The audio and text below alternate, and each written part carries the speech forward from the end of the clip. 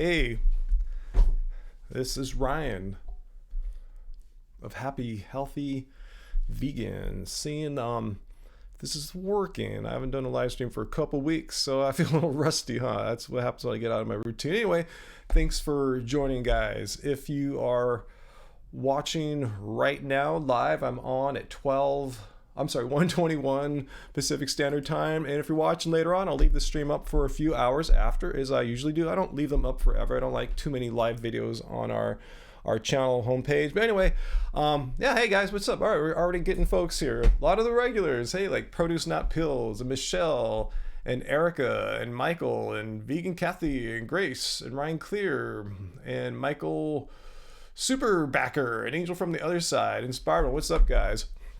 Yeah, this is rare. I try to kind of move the live streams around, do them at different times of the day so I can get European people on, which I've been trying to come on earlier as opposed to my evening ones.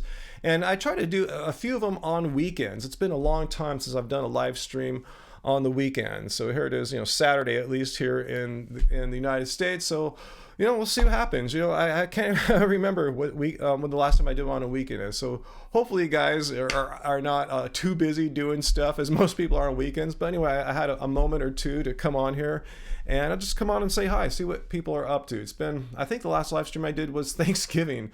Let's see what else we got here.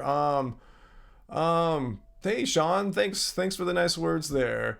And Francie, Just Do It, Johnny K, Christopher, Graham, Meat Broccoli, Camel, Walking by Faith, Giuseppe, and let's see, Johnny wants to know any plans to release our music on vinyl. You see, we own a lot of vinyl, yet our music exists on like CDs or just pure like non-physical digital form like streaming and downloads and stuff like that. Probably not. It's quite expensive to print and also ship vinyl, particularly to international people, because our following is all over the United States, all over the world. So probably not, but never say never. All right, Christine from the UK. Awesome. I'm glad we're getting some Europeans on. That was my hope coming on early. Let's see. Inspired One. You like those Joe Rogan podcasts I've been doing?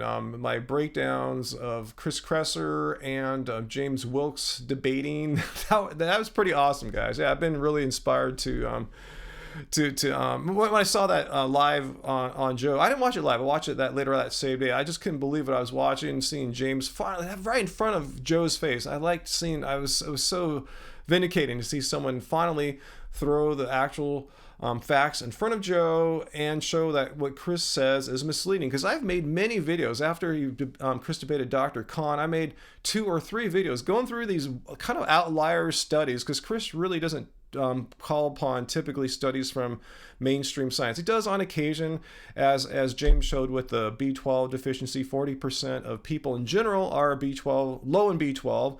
That was a mainstream study there, but typically Chris finds some outlier studies which most researchers and have never seen before. So it's kind of hard for Dr. Khan on the fly to respond to them without having read them, but I did, and showed that Chris is just being deceptive in those as well. Anyway, let's see what else you guys talking about here. Let's see. Let's see. I saw that. I didn't watch it yet. Eat Your Broccoli. Dr. Greger finally releasing videos on intermittent fasting. No, I'm not a fan of trying out intermittent fasting. I don't think intermittent fasting works really well with my kind of lifestyle. First of all, I'm not sure why I'd want to intermittent fast. If you're looking for longevity gains, you get those on a whole food plant-based diet. So I don't know if I need to live an extra 6 months or something like that. Plus I need energy. I need glucose all the time. My job, it requires a lot of thought. My job, making YouTube videos, thinking, reading through research.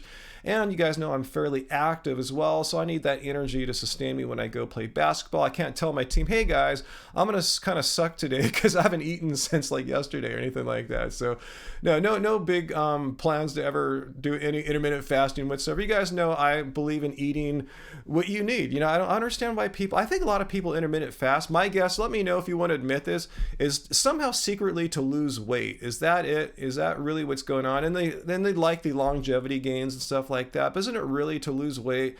And I have absolutely no desire to lose any weight whatsoever. I'm very, very happy with where I weigh, what my body weight is. And actually, I wouldn't mind actually gaining a couple more pounds. You know, guys know I've been training differently, and I definitely don't want to lose any body weight whatsoever. Hey, Goji Man is here. What's up, Goji Man? Everyone say hi to Goji Man. Woohoo! Thanks for joining us, Goji Man. Hey, what's your thoughts, Goji Man, on intermittent fasting? Since I have Goji Man here, I want to get Goji Man's opinion. I'm trying to remember if I've ever seen any of your videos about intermittent fasting. I actually don't know. So I'd like to hear your two thoughts. If you have an opposing point of view, that'd even be more awesome. We can have a little discussion, friendly debate here if you're on the other side of it or not. But, you know, I guess, you know, my opinion is it really depends on what your goals are. You know, if you're coming from a horrible food eating background, like, meat diet, that you'll probably get some longevity gains according to the research, but I really don't see much longevity gains if you're already eating as we do. Hey, Angie B's on the chat too. What's up? What is up? So let's see if Goji Man made a reply here. Let's see. Okay, we'll just kind of wait for Goji Man to, assuming he's still around. Maybe he's got a long, thoughtful response coming. So we will see. Let's see. So Inspired One, you do intermittent fasting for weight management and longevity. See, that's what I said. Yeah, I'm really fine with the longevity gains already built into a whole food plant-based diet. So like I said, I don't know if I want to not eat throughout the day just to get an extra 6-8 months out of life. I'm cool with the longevity gains. Weight management, my weight is fine. Like I said, I actually wouldn't mind gaining a couple more pounds possibly, you know. Not to say I'm underweight, but the way I'm training right now, I definitely don't want to lose any weight. So I'm actually eating a lot so I can, build up a bit more muscle mass for my training. Okay, Goji Man. All right, I'm glad Goji Man backs up what I was basically saying. Yeah, Goji Man says, if you are healthy, and I assume you mean like healthy, like whole food, plant-based, vegan diet, then intermittent fasting is not a necessity. All right, so we have a second here. Goji Man, I assume Goji Man, you're on the same kind of thought that I'm on here. It's really not that necessary you're really not going to eke out much more in longevity gains. And Goji Man raises a good point here. I didn't mention that. I've seen research that it can help with certain conditions, and I personally don't have any conditions, let alone ones that I need to fast to treat or anything like that. So it sounds like Goji Man's on a similar page, if not the same page that I've been on with intermittent fasting. Where's Angie? Angie's actually at a coffee house right now. So even though Angie's on this chat comment stream with everyone else, but she's not in the same physical location that I'm at right now. I just kind of impromptu did a live stream. I haven't done one since Thanksgiving. Angie and I sat in this room here and mukbanged basically our Thanksgiving meal.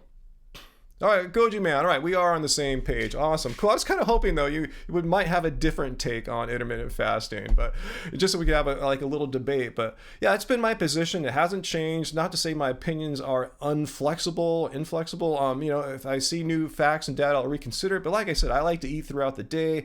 And I actually, I don't understand how I'd be able to do all the things that I do and only have like a narrow eating window, because I need energy in the morning when I go to the gym. I need energy when I get back to start reading through complicated research or editing videos, trying to, do what I do. I need energy, and just to restrict my eating window into like a few hours, I don't think that's going to work out for me.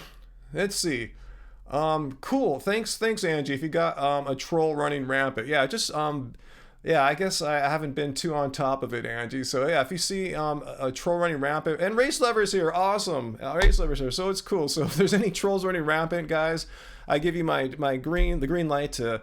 If they're not too bad, put them in a timeout. Let them know what kind of proper behavior we expect. Here, a lot of people don't know. They go to other live streams and behave badly and no one does anything. So here we just ask that you be cool. Don't be hateful. Just be respectful. Be cool. If you don't agree with us, that's fine. Just be respectful. Totally, can accept that. But if you're gonna be a dick, you're gone. We will ban you, and you can never comment again.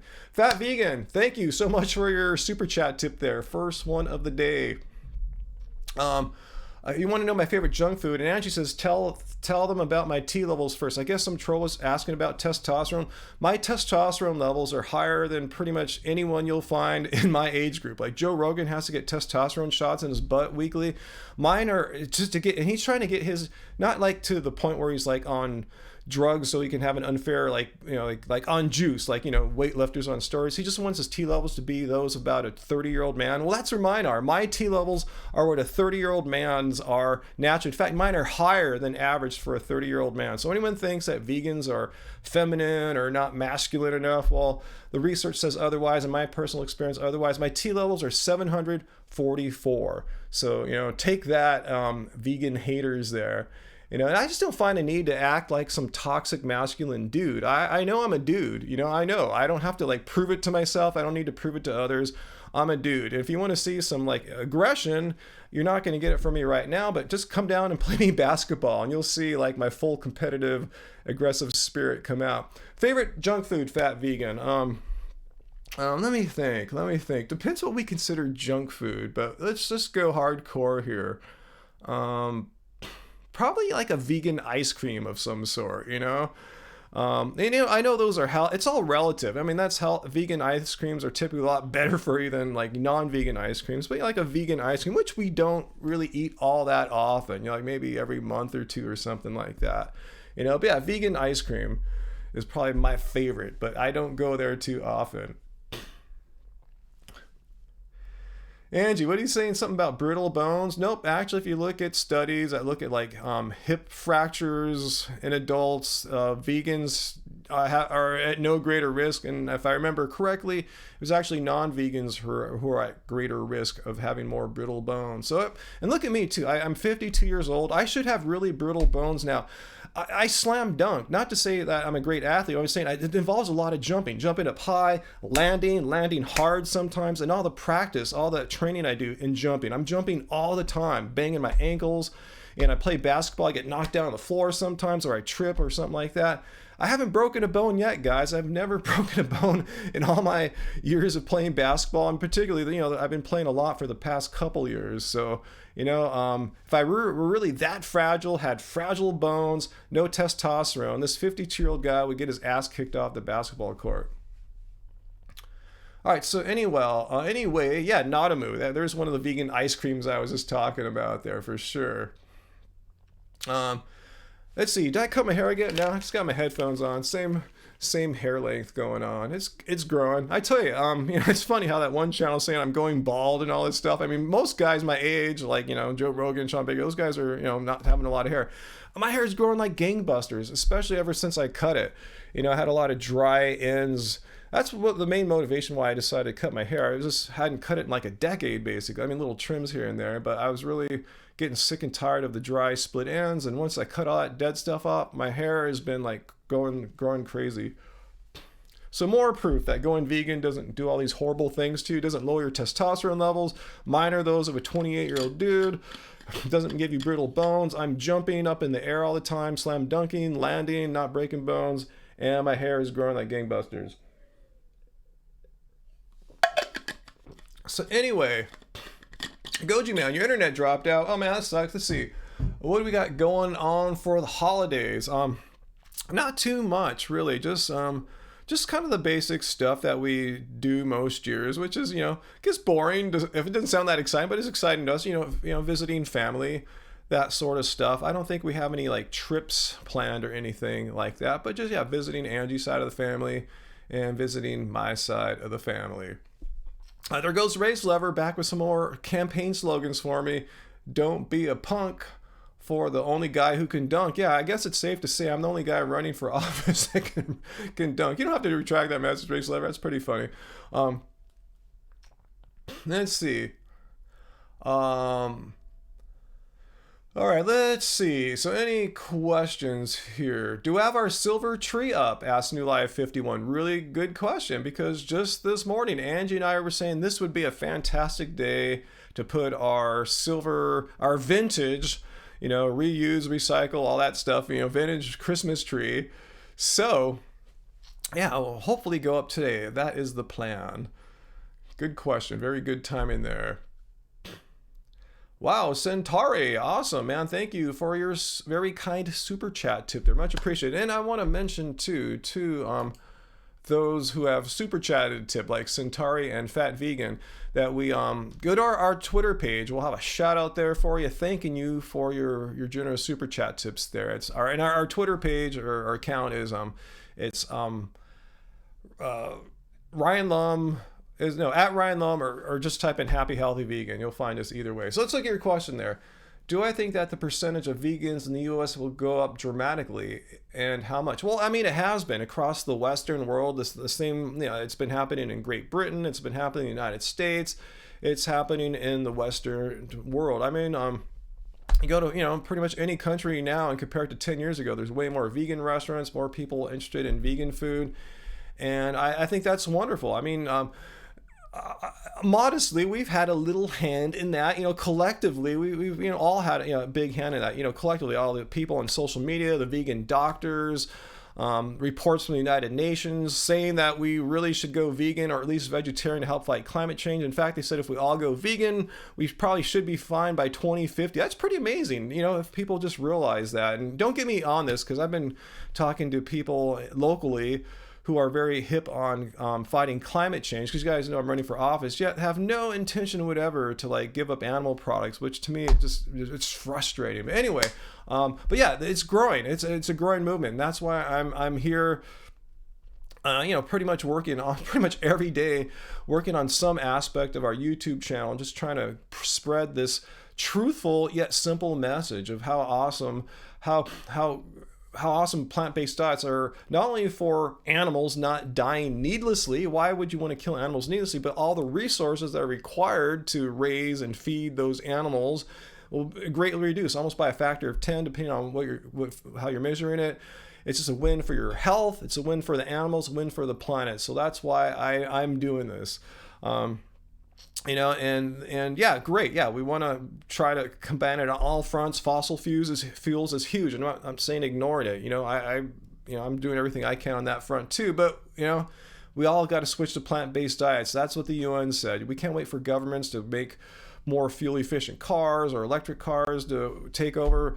But we all can switch to a plant-based diet without any government, any organization doing anything for us. It's just a matter of going to the supermarket and buying plant-based foods, buying plants. It's that simple.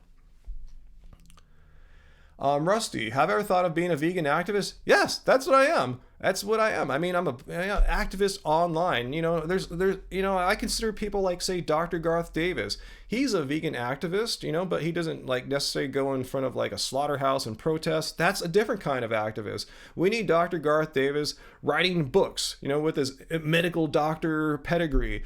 Dr. Greger, Nutrition Facts, or writing books as he does. We all have our role. My best role. Yeah, I go out sometimes to events, like say I met up with Anonymous for the Voiceless a couple weeks here ago in Long Beach. But I only talked to maybe 5 people, 6 people tops, and half of them are already vegan. I mean, people that were outside the organization, strangers coming up. But I can come online here and have, 1, 2, sometimes 300 people that I'm talking to. I mean, and once you add up, it's even more than that, but at any one moment. So yeah, there's many ways to spread the vegan message, and I like to emphasize there's no one best way. So if you're doing it your way, don't try to say, hey, my way's the best way. Everyone's got to do the role. We all need to work hard. We all got to, spread the message quickly to get more people. Like we were just talking about the earlier question. Do I think people, Centauri's question, do I think the percentage of vegans in the U.S. will go up dramatically? Yes, we need it to rise dramatically. And we all have our ways of doing it. All our ways to spread the message. Michael, yeah, Superbacher, vote with your groceries. Exactly. Like I said, you don't need a government to make any policies or pass or sign a climate accord, which would be great if the United States signed the Paris Climate Accord. Not say that would fix it or anything, but that would be a good start. But yeah, you can just vote for climate change, fight it with just simply by picking the right groceries. Because every day you go vegan, you save equivalent of 20 pounds of carbon dioxide. I got the stats right here, but you know what I'm talking about. We've seen these before. Every day you make that vote, you're voting, your actions make real world impacts. Can I suggest a highly absorbable B12 supplement brand that is natural and non-synthetic PR? Yeah, I'm not sponsored by them, and I really should try to reach out to them. I don't know how big or small they are, but the one I've gotten off Amazon is I think it's called Garden of Life. It's a sublingual B12 spray. And I don't do it every day. They say to do it all the time. It's like cherry flavored, and I maybe spray 3 times a week, but I get B12 in other ways. Most plant-based milks that you buy in the supermarket now are fortified with B12. If yours isn't, get a competing brand's that is. We use nutritional yeast all the time in our food, which supposedly has an absorbable form of B12. But if you're asking about a sup, for sure, check out the Garden of Life B12 spray. I've been using that for years. And as you've probably seen in my blood tests, my B12 levels are in the top few percentage as far as highness goes. They are skyrocket high. Skyrocket high? That sounds completely wrong. Anyway, Fat Vegan, how to talk to family and friends. Yeah, it's the holidays, and that is even more of an issue now. My belief, and it's worked out pretty well for me, is to not try to make them feel bad, not try to guilt them. Definitely don't try to come off like, hey, I'm superior because I'm doing all these great things and you are not doing jack crap, right? Don't come off like that whatsoever. You might think that, you know. Yeah, it's just I just like to show them by example. Hey, here's what I'm eating. Check this out. You know, look at these great mashed potatoes that we made here, and look at this great like cranberry apple dish that we made off to the side here. And yeah, just show them the great food you're eating. Tell them how wonderful it makes you feel. It's great for the environment. Just be cool. You know, that's what I'm saying. Just lead by example. I think that's the most attractive way to show people how. A lot of people have this preconception, this misconception that vegans are all like judgmental and mean, and some are. Some of the meanest people I've ever met in my life are vegans, believe it or not. That's just like, less than 1% of the vegans I know. It's like maybe like 0.5%, if even that. But when you show people that stereotype is just a stereotype, it's a wrong, incorrect, unfair stereotype to believe. Just show them vegans come in all shapes and sizes and beliefs and personality types. Just be a nice, friendly, sharing vegan. Yeah, learning to grow your own food's cool. We grow a little bit of food. Remember last time we did a live stream, someone came on here and shamed us that we didn't grow our own food. And I just had to throw the fact, well, we actually do grow food in our yard. It's kind of hard to grow food year round. Not, as you guys know, it's the dead of winter right now, and they came on Thanksgiving. So we said, A, you're wrong. We do grow food. B, we have in the past grown a lot more food. We had 200 square feet at a community garden plot. This is like right when we were starting our channel, 2012, 2013. It's a lot of work. In fact, it was so much work that we were not able to do other work as much, income generating work, making videos, what have you, so we actually had to give that up. And it's a lot of effort to grow your own food, enough to, supply yourself with the food. And I respect those who do, So if you can, cool. You might not live in a climate that allows you to. You might not have the land to do so. But if you do it, that's awesome. That's that's totally cool. But I respect our local farmers at our farmers market where we buy the bulk of our food and produce. And I just support them because they need to earn a living too. So you can't lose. Cool. Sunrise skies. Cool. I'm glad you are enjoying the last 2 videos. Yes, the ones where I showed I made my reaction, my breakdown of James Wilks undebunking his film from Chris Kresser's much misinformation. Yeah, raw power. Yeah, do you even garden, bro? Yeah, that was the joke from last time, That's what they were pretty much saying. Like, hey, do you even garden, bro? It's like, I didn't know that was a prerequisite for going vegan. Yeah, sure, gardening is awesome. I have nothing bad to say about gardening. But to judge other vegans because they don't garden, do you know how privileged that is? You know how bullshit that is? I mean, come on. Not everyone can garden. I mean, not everyone has land. Not everyone lives in a climate they can garden. It's just such... Anyway, let's move on here. All right. All right, so let's look at some questions here. Let me get a sip of water, and if you want to ask some questions now is a good time to ask a question. cool. I'm glad it came on Saturday afternoon. I know it's afternoon, might not be afternoon for you guys everywhere out there, but it is for me. I guess I haven't done a Saturday afternoon live stream in ages, so I had no idea if people were even around to watch a live stream, to hang out for a live stream.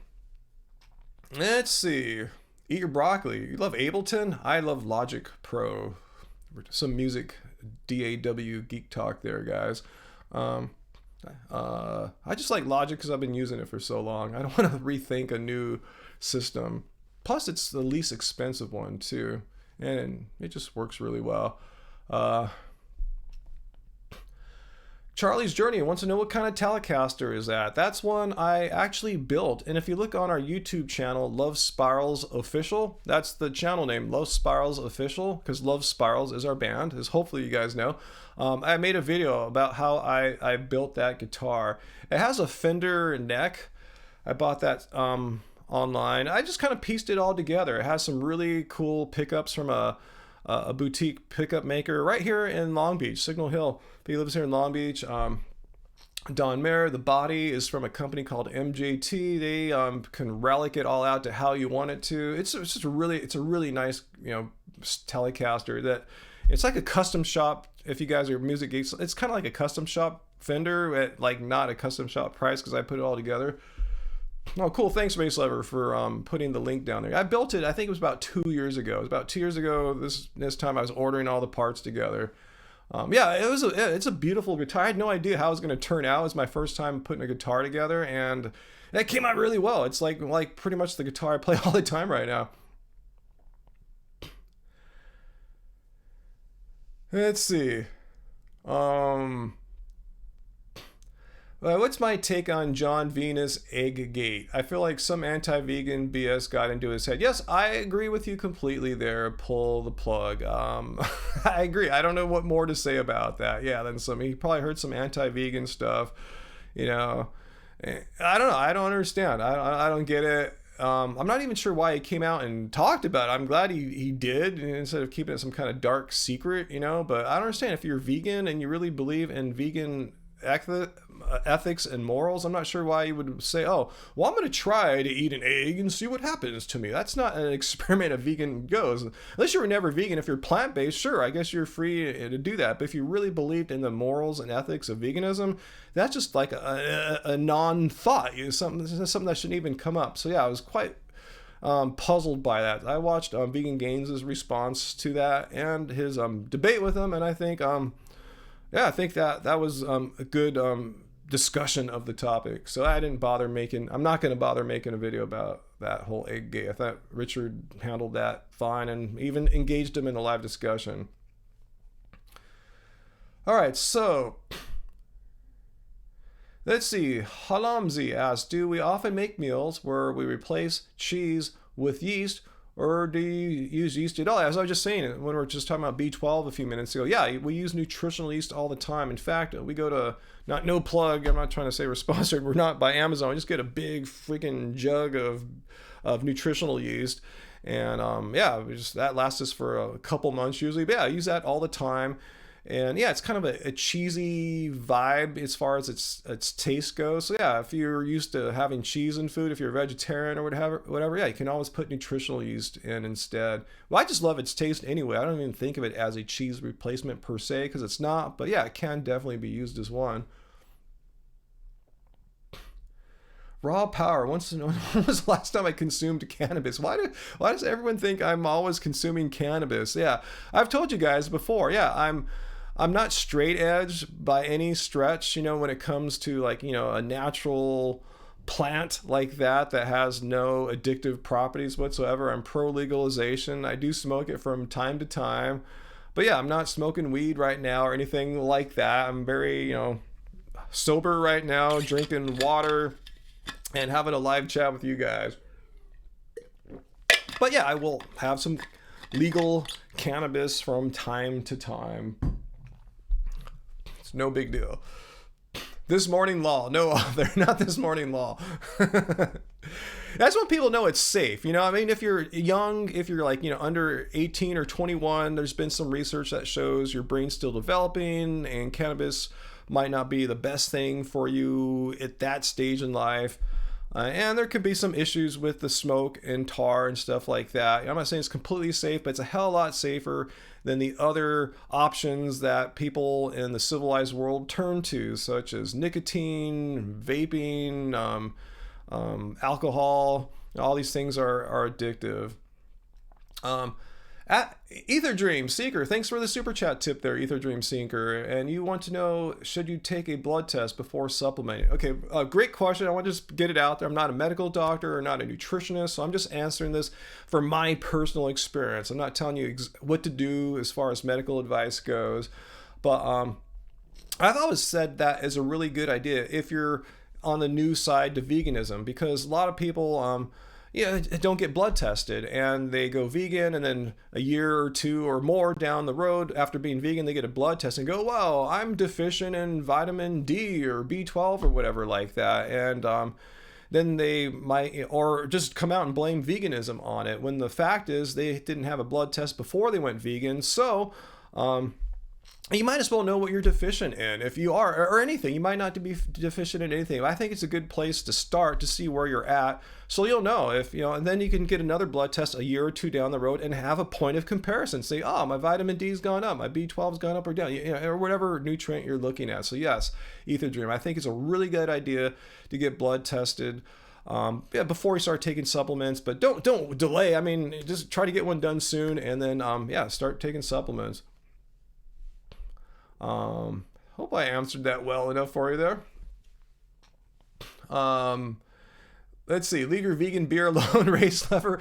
Hey, I'm just saying, in comparison, a lot of people like to demonize cannabis. I just like to point out it's not as bad for one's health typically, or bad for society in general as the other options that most people turn to. Do I ever drink alcohol, Casey? Again, kind of like once in a blue moon. I actually don't remember exactly the last time I had alcohol. I think I had some at a, gosh, I actually don't know. I really don't remember. I might have had some one day in November. I'm not sure. Oh, I remember. I had some at a party. It was after it was a party that I hope I have their name right. The, Young Democrats of Long Beach Young Democrats Club, something like that. They had a after party one night, and there's a free drink ticket. I think I had a drink that night. I can't even remember, to be honest with you. So yeah, I have some alcohol once in a blue moon. I think actually I didn't get any alcohol that night. I think I just drank water, if I remember correctly. I was at a bar though, so no, I don't remember when I had booze last. Craig wants to know, do I think most of these carnivores are paid shills? I noticed most of them are sponsored. I don't know. I mean, yeah, the sponsorship, it says something right there. It doesn't mean they're paid shills. Paid shills would mean actually that like a lobbying group of the meat industry actually pays them on the DL, so that people aren't aware of it. Some kind of hidden money where, they agree to like promote, meat products, and at the same time, alternatives to that, like say veganism. I've always wondered that. I know that such groups do exist. I made a video several years ago about how it was exposed that it was I think the cheese or egg industry, one of the two. I forgot which one it was. Angie, if she's still on, she might remember. I think we made this one together. Paid a lot of influencers, bloggers, YouTubers to I think it was eggs, saying eggs are something you should put in your kid's sandwich, stuff like that.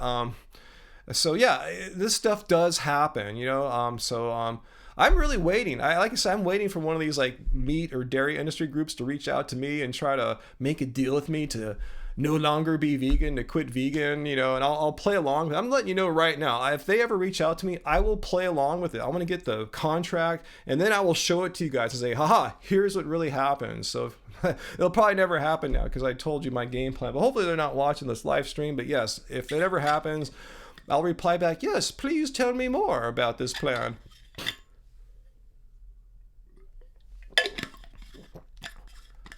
Ace Jackson, can you eat meat with lots of vegetables and be healthy? I mean, veganism, is a healthy diet, assuming you're not eating junk food vegan and you're eating whole food plants primarily. But veganism is not about, that's not the goal. It's like a great side effect of veganism. Veganism is all about not killing animals needlessly for food or clothing.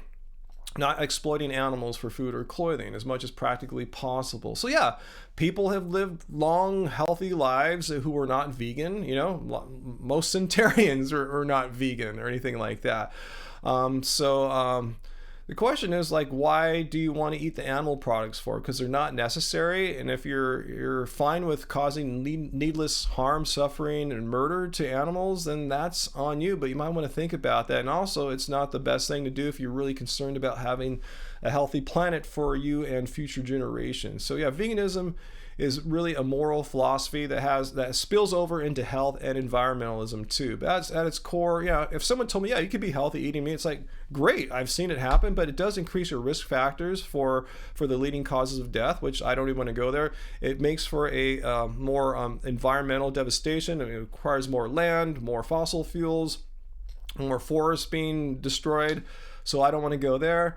So it's just a win-win-win to be vegan. But yeah, you can be. I'm not saying, if you eat meat, you're going to die immediately or something like that. There's been plenty of people. But remember, veganism is a moral philosophy that spills over to health and has huge environmental benefits. So if you really care about the planet, you wouldn't, care about eating meat with those vegetables. That's my position, really. It's really hard for me to reconcile how a person can be truly pro-environmental, yet be completely comfortable with contributing to the number one source of greenhouse gas emissions. And this is the point I've been trying to make to people I talk to locally here, as far as the people I've been talking to in the local Democratic Party, and it hasn't made much of an impression, surprisingly. I don't know. I guess I shouldn't be surprised, because I made that video showing how Elizabeth Warren, one of the top 4 Democratic candidates running for president, was mocking meat. They blame it on them cheeseburgers. Like, yeah, you should, because that's part of animal agriculture, the number one source of greenhouse gas emissions. How can you have a comprehensive climate change plan if you're going to mock or completely ignore the number one source of greenhouse gas emissions? Anyway, let's get back to here. Moscow, that's where you're at, Rob Power. Wow, cool. So anyway, all right, let's do some questions here. Yeah, Raw Alignments now, she's gotten all sorts of national news. That's why she left being vegan. I mean, how trendy do you have to be to go from like raw vegan to carnivore? I mean, come on. I mean, it's sad. I mean, how come they don't interview James Wilkes on Good Morning America? Big, strong, powerful fighter bro who went vegan and made a movie about it. No, they just want to talk to someone who's going to diss veganism. So yeah, sucks. Eat broccoli. Serious question. Have I seen the new Watchmen series on HBO? No, I'm not familiar with Watchmen. Can you tell me what that is?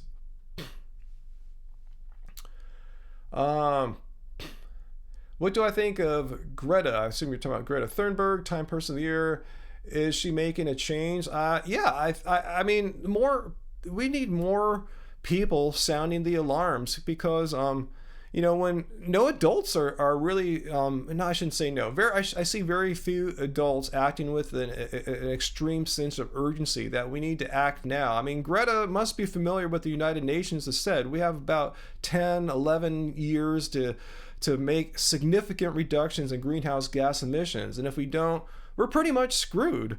I mean, that's a huge warning there. This is the United Nations Climate Change Committee, IPCC committee. I mean, it's not like some weird conspiracy theory nuts or anything like that. This is the United Nations saying this, and it's just kind of, I can see her point. It's just so depressing seeing so little action being taken to make meaningful reductions in greenhouse gas emissions. And yeah, she wasn't vegan, but she went vegan because she saw the writing on the wall. That's the best way to an individual, the best action you can take. Like I said, you don't need to wait for governments to get their thing together. You can start right now.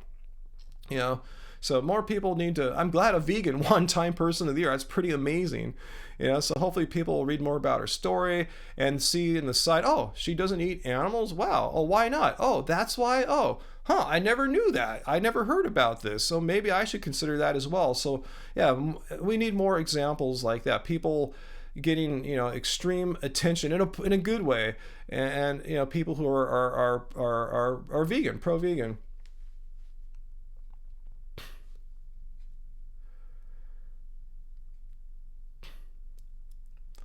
All right, so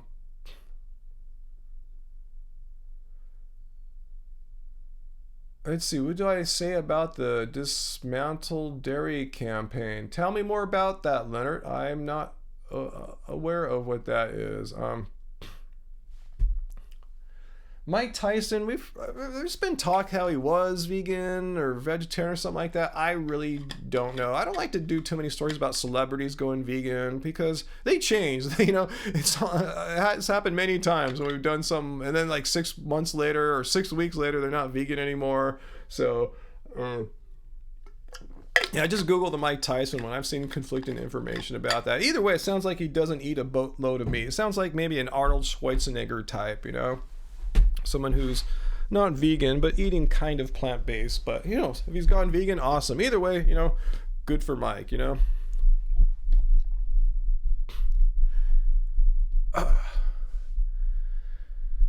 Okay. um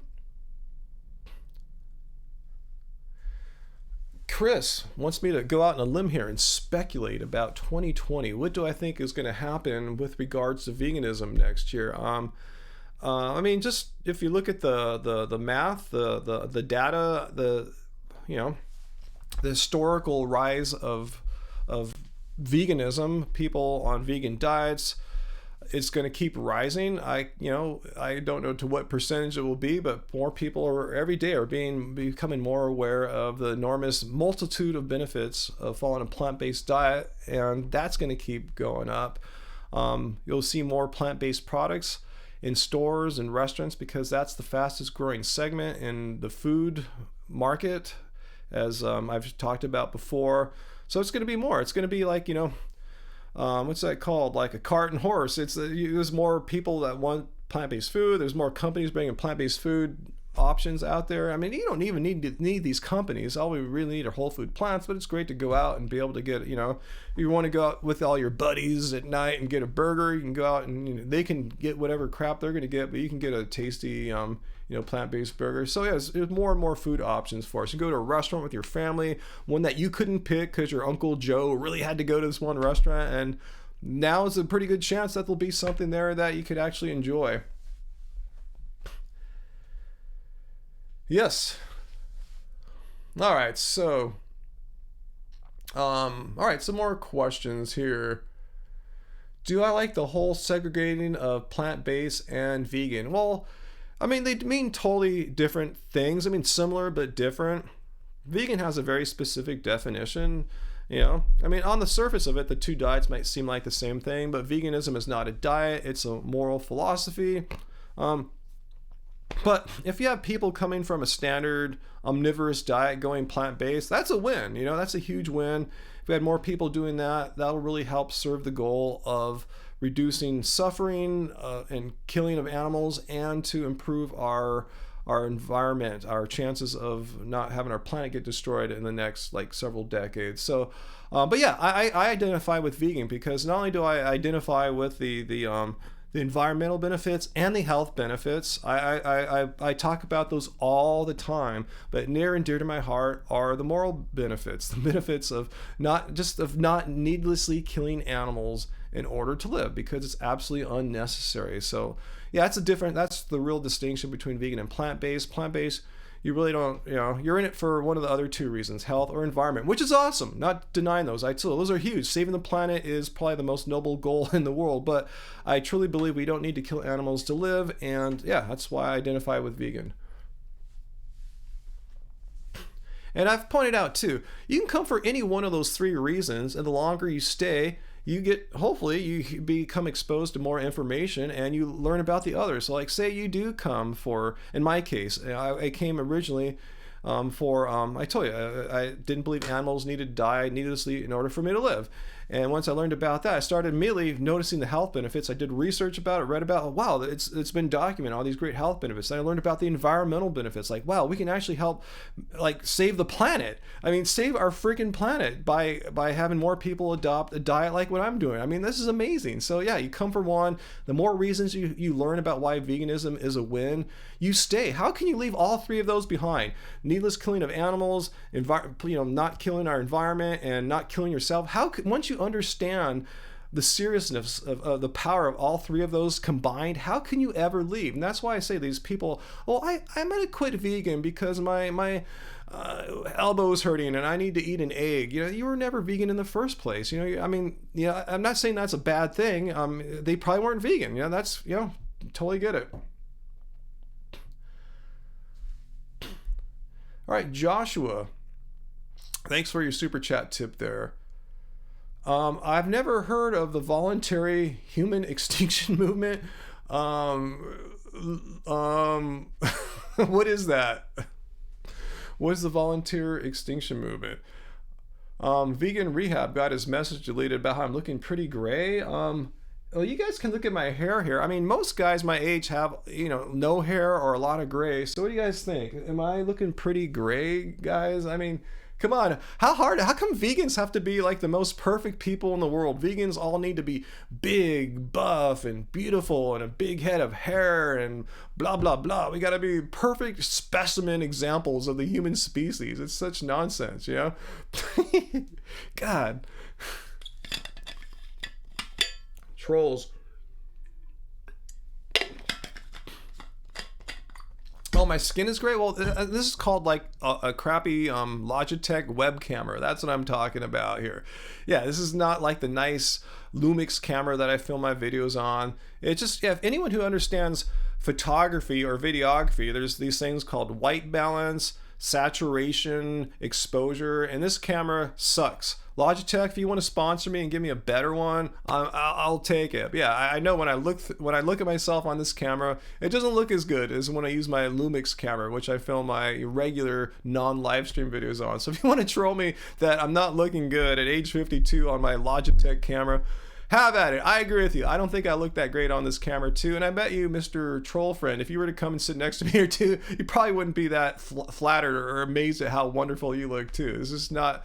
I've been trying to tweak the camera for a while and I just can't get it to work right, and I just think the camera's not that good. So anyway, like I said, how come vegans are held to the super high standard? I have to look so amazing or something. It's like, hey, I think, I'm in this for the animals. I'm in this for the planet. I'm in this for my health. And if you can debate if I look great or not, that's not really why I'm into being vegan. Okay, so need to start using a Sony. I mean, as far as streaming cameras though, I don't think Sony makes a streaming. I'm talking about these little webcams, like the one built into my iMac is horrible. I don't even use that. It's just complete crap. It's a 2011 iMac too, so I know the cameras have gotten a little better since then, but it looks just completely horrible. So I bought a little, like for $60-$70, a little Logitech camera that I do these live streams with, and it looks better. It definitely looks a heck of a lot better, but still it's not to like what an iPhone camera looks like, or a Samsung camera looks like, or a DSLR camera looks like. So it's just the tools of the trade. If someone wants to point me to a good low price camera for live streaming, let me know. Or if someone wants to send us one for Christmas, we'll totally take it. Our PO box address is in the about page on our YouTube channel here. So if someone wants to surprise us with a new camera that you think is good for live streaming, I'll totally take it.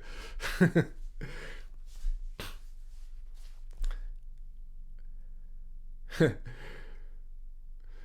Race Lover always knows what's up. Vegans are at a higher standard. Okay, well, I don't know. I'm just joking about that, but I just wonder why we are held to this highest standard. Any imperfection that we might have, that means veganism is invalid. That's what it seems like.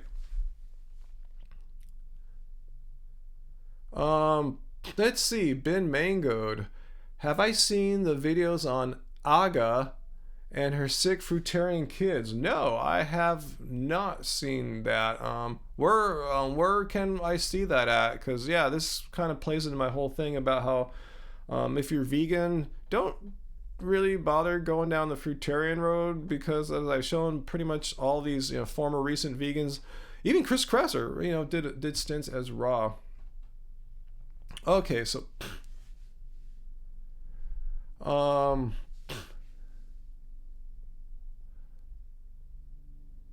okay, so that's a human extinction movement. So humans stop procreating and go extinct so the earth will heal itself.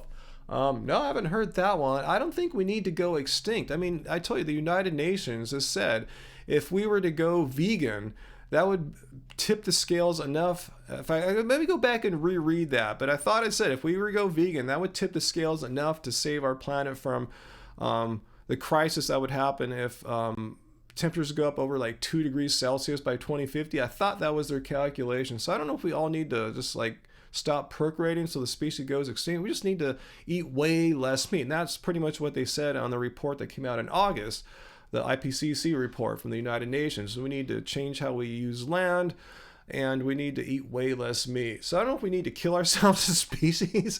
We just need to eat way less meat. Like, think of it. What's easier to do? Like, what's more practical? Like, let the human species die out, or just stop eating freaking meat, which is needless. We don't need to have animal products in order to be healthy, to thrive as human beings. Isn't that worth it to save the friggin' planet? Anyway, let's get back to this here.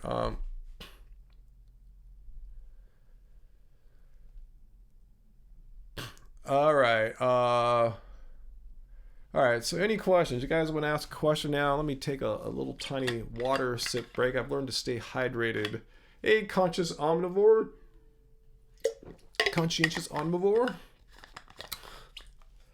All right. So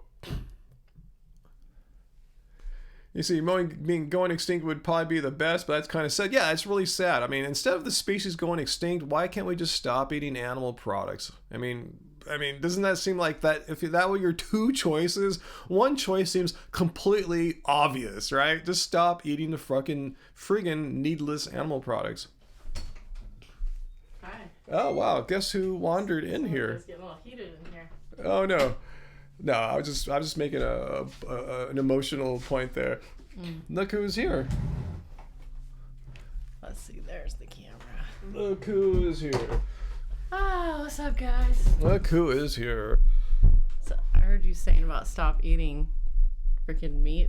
Uh-huh. Well, weirdly, I was sitting outside reading my book, and a couple walked up to the coffee house, and the girl smiled at me like maybe she knew me. Uh-huh. And then I saw later as their car was driving away, it said real big on their back window, "Stop eating animals." Yes. So they probably know who you were. They probably did, and, yeah. All right, awesome. Like how last night when we were at Whole Foods and that guy knew who Yeah, we we're at Whole Foods last night getting a burrito made, a vegan burrito, obviously, and he's all kind of smiling at us the whole time, and then you went away, and I was like getting it from him. He said, "I really love you guys' YouTube channel." That's so funny. It's weird when people don't just go ahead and say it. Yeah. Like right away. What you do when we were at Disneyland the other day, someone recognized us. Oh yeah, I forgot we're what on she said. The Tom Sawyer's Island, was it now? Oh, that's where she found us. Yeah, I remember that now. Yeah. Yeah, it's trippy. Yeah, you never know. Being what we call micro celebrities, we really are micro celebrities. It's like because people will recognize you in the weirdest of places. We're not kind of prepared for it. I'm sure if you're like Brad Pitt, you get recognized anywhere, but Oh yeah, Brad Pitt can't do anything. Yeah. Hey, Race Lover. Race Lover's here. Hey, OC Housewife. Who else? Busy Wave. Let's see. Oh, Candy Diamond Girl. What's up, girl? You're a long-time fan. Happiest vegan. Hey, Lisa, what's up? Oh, Lisa popped on at a good time. Oh. Well, she's been lurking. I haven't seen her until right now. So she came as soon as Angie was here. Yeah, Lisa, of course, makes me think of Disneyland immediately. Yeah, Lisa, yeah. If you don't know who Happiest Vegan on Earth is right now, go follow her YouTube and her Instagram. And her website, for that matter, too. All those are great resources for finding out the best... just what's vegan at Disneyland and California Adventure Theme Park and Downtown Disney. We were just there Wednesday because our Southern California residence pass, we can't go there until like January 6th again. Yeah, so blacked out for the rest of the holidays. So we went, spent a pretty full day there. We filmed it. So Angie's going to edit together a vlog that That's you guys what I've got to do. will I've got to go see through all the footage. next week. It's going to be basically not all, but we sampled a pretty good sampling of the various holiday special vegan options that Disneyland Yes, has. and festival holidays. Yeah, for specials. Disneyland and California Adventure Park. Yeah. was Yeah, I pretty think fun. you had one thing that wasn't A special. Yeah.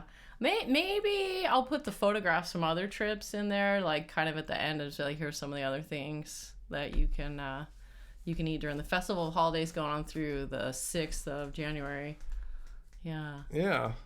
So. Yeah, I haven't talked about our Disneyland trip yet. That's one thing we haven't? did this week. Yeah, so Yeah. perfect timing. I know, that was great. I felt like I was going to say something else about Disneyland. We ate so much food that day. It was crazy. It was pretty fun. Oh, I know what I was going to say about Disneyland. Okay, so yeah, when I was in the coffee house, I saw that a couple times you got asked your favorite vegan junk food. Oh, yeah. And you said probably a vegan ice cream. Yeah. Let's be honest. Okay. Listen, we know what your favorite vegan ice cream is right now. Yeah, it's crazy. I'd never heard of this company. In downtown Disney, there's this one ice cream store there, and there's a chain of them. I think they're from Portland or something like that. I saw there's one in Portland. What's their name? Salt? Salt and Straw. Salt and Straw. If any of you guys know Salt and Straw, I'd never heard of them before, but Nah. I tried their we tried their ice cream. It has the one we've been eating has a crazy name. It's like chocolate.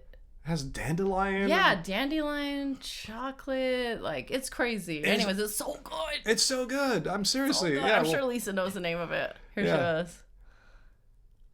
Oh, there's a new sandwich in the downtown Disney. Yeah, we didn't even see downtown Disney last time. We just stay away this time. Yeah, we just went into the parks. Yeah, there is some good food in downtown Disney. The new Nashville hot sandwich at Black Tap. Huh, never seen Black Tap, huh? I've seen it. It's a big. Those big bars? Yeah, it's one of the bigger ones, and it's got multiple. Like it's got a to-go area and then a sit-down area. Like we've Ballast Point, never those dined big there. Bars or... Yeah, Yeah, so we're kind of it's- scared of those. If you like mushrooms and spicy, which I do like That's mushrooms. you. You yeah, definitely like a mushrooms. lot. Yeah. Oh my gosh! And the other thing, I'm trying to upload a snack box. The November snack box from Vegan Cuts. We finally ate it this week. Yeah, so. you're finishing editing that, so that'll probably be out like tomorrow or Monday, and then the Disneyland one later on in the week. So yeah, a couple videos featuring Angie.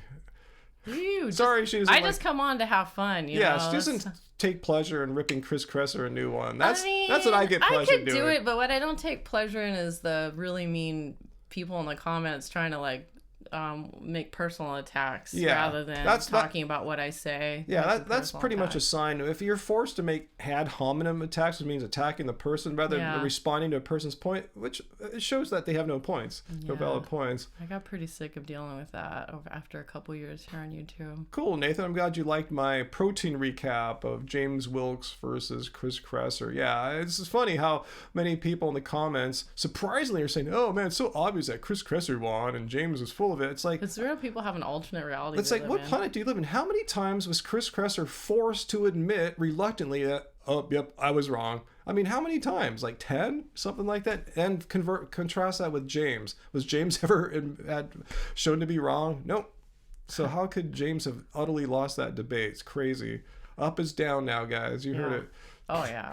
Let's see. Como says vegan ice cream is great and all, but like, what's your favorite type of potato? That's a tough one, to be honest. Yeah, we like those smaller ones that we get typically from our farmer's market. Yeah, I haven't been buying the baby ones anymore, but like this it's kind of like the Goldilocks point between a baby potato and like a full-grown potato. It's like the size of like, you know, an apple mouse. Smaller than that. Yeah, okay, a little smaller than the Apple Magic Mouse. Yeah. Yeah, like last night we made mashed potato. Last night we just had Thanksgiving dinner. Again, it was just impromptu Thanksgiving. Yeah, I still had some cranberries in the fridge that they were really needed to get cooked, so I made this like half apple, half cranberry sauce. So good. And they're like, well, now that we've got this, like we pretty much have to go full on. So we made mashed potatoes, and I'm trying to think what the name of these. They're like a yellow potato, but they have a really thin skin. I don't even peel the skins. It's so good. Oh, that was so yummy. I'm getting really good now making mashed potatoes. Yeah. You made the gravy with your mushroom recipe, and oh my god, the mushroom gravy from Keep It. I've been making the mushroom gravy from Keep It Car Baby differently. I used to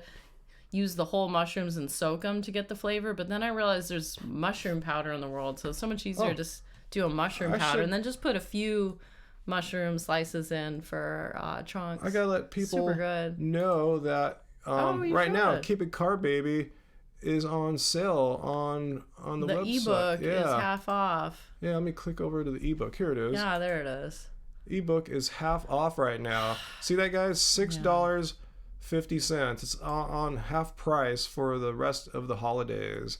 So check that out if you want to get that mushroom gravy recipe that Angie was talking about. Yeah, half price. And persimmon pies. I've been making those lately because it's persimmon season. Also, too, I didn't talk about the brand new long sleeve T-shirts. Bro, I love this. If you watch the video I just made about protein, Chris Kresser and James Wilkes, I'm wearing this is right here, the long sleeve shirt right here. Love it. Yeah, these are brand new, perfect for the wintertime. It's very thick. It costs a little bit more to ship them, I noticed. Oh, it does. I haven't factored that into what our viewers would have to pay, but I know it was a little bit more, so we're paying for the extra shipping right now. But yeah, it's a nice thick shirt. Oh my God! Check it out. We were at the print shop, and we were actually getting stuff for your. I think we were getting signs made up for your. What do you call it? Your campaign, I guess. And I saw the blank, and I was like, "Oh, this shirt feels great. I totally want a Happy Healthy Vegan shirt made on this." So I basically made the shirt for us because we needed some good long sleeve shirts to wear, but. Now we have a small run of them. There's not a ton, so if you want to get one, you should probably. So if you want to do it here, I'll paste the link down here in the comments. It's shop.happyhealthyvegan.org. The brand new long sleeve shirts, the half price for Keep It Carb Baby ebook. Yeah. Just go to shop.happyhealthyvegan.org. And I'm pretty been a busy week. Yeah. I did that photo shoot, and I did all this photo processing, and I completely redid the website photos, and I've been upgrading our Facebook. OC Housewife asked, does the cookbook come in regular book form? Well, for sure. Where is it? There it is. Yeah. Let's see here. Let's show OC Housewives. Yeah, it comes in regular book form. Oh, this is the old one. We have a newer edition. Here's the new edition. edition. There's the new one. Okay. Here's the new edition. So Second edition. So the back's different. I redid all the photos so they weren't the same ones as on the front, and just upgraded some things. So the recipes haven't changed. They're just a couple verbiage changes, try to make things even more clear. Oh, I think someone just bought it. Yeah, if ever people say so when do I do this or how should I do that? I just kind of kept notes of all those things, and Tracy helped me figure stuff out. Oh, well. Yeah, we just sold one ebook right now to, if you don't mind me saying, Marshall. If you're watching, Marshall, thank you. Thanks for getting the half price Keep It Carb Baby ebook. The full book is not on half price or anything right now. It is so expensive to print these with the full color everything, and plus we can't really afford to get the money together to do more than 1,000 at a time. So we only do 200 or 300 at a time max. Oh my gosh. Anyways, it's a really expensive book to make, but I like color pictures and I like big pictures. I don't like it when a cookbook is all black and white and has no photos in it, because let's be honest, it's these photos that I took for Instagram is what inspired the cookbook. People saw the pictures and wanted to eat the food. So I wanted to make sure that I made this book as appetizing as possible. So that's why, it's the price that it is, and we can't really go too much lower on it. But yeah, it makes a great gift if you want to try to inspire someone to eat healthy, whole food, oil-free, salt-free, almost all gluten-free. This is the only thing with what do you call that stuff? Wheat in it. Only wheat item in there. Here's who bought the book right here. Vegan Marshall, right there. Thank you. Thank you, Vegan Marshall. So if anyone wants to do what Vegan Marshall did, go be wise. If you want to get Keep It Carb Baby ebook half price, we don't do this too often. Special holiday deal here, $6.50. I think we probably will want to keep it on sale through Veganuary. Well, yeah, we'll talk about Veganuary, because remember last year we went hard on Veganuary. We did, because we're like, hey, if we want people to eat vegan all month, we got to give them some recipes that are easy to follow and cheap to make. Nathan says, wait, you guys are anti-salt? I got to look into this. It's not like that we're anti-salt. We just keep our salt intake lower. Yeah, we don't intentionally put salt into the recipes, but you're welcome to. If anyone's welcome. A little salt here and there. A little sprinkle or two here and there. Some food needs more than that, but for the most part, for my umami in recipes, I really like using tamari. It's like a type of. And there's salt in that, yeah. Yeah. So yeah, we're just kind of low sodium. Just low salt. Yeah, I figure whenever we go out to restaurants, we're getting a big salt dose there anyway, So yeah, we might as well keep it under control at home. I'm trying to think if tamari has wheat in it, so I I guess people that can't have any wheat would you just put salt instead. Da, da, da, da, da, da, da. Yeah, better to add salt after the dish is cooked. Exactly. Like when you have it in your bowl and you're like, this is a little bland, then you can add the salt, or like the individual person can add as much salt as they want. There you go. Look at Jackson facts right there. Added salt and oil are the leading cause of health problems for vegans. So there you go. Like I said, yeah, we're not like total anti-salt. We just don't really like a lot of salt, to be honest with you. It kind of overwhelms the flavors of foods. Yeah, there was a time period there where we were pretty much having no salt, but that made it like impossible to ever eat food at an event. Exactly. Or at a restaurant or at someone else's house. So, yeah. I think it's how most of you guys are. Most of you guys probably don't put a boat ton of salt in your food, but when you go out to a restaurant, you know it's in there, but it's not like an animal product or anything, so you know it's all right. Alrighty. Yeah, same with oil too. Ice Spree Gaming. Yeah, we don't cook with oil. There's no oil in our recipes in Keep It Car, baby. But we know when we go out, there's oil. We're gonna eat at Disneyland's vegan options. There's gonna be oil. There was a lot of coconut stuff actually. Yeah, this trip, a lot of coconut. Better not get my blood tested this week. Huh? I know, right? I have no plans to. I just got it done in summer. So by the next time I go, I should be cool. I'll go to get my blood tested, not go to Disneyland. And see, I'm not sure what kind of salt is healthier. It's like I said, we eat salt infrequently. I don't even bother to look into that.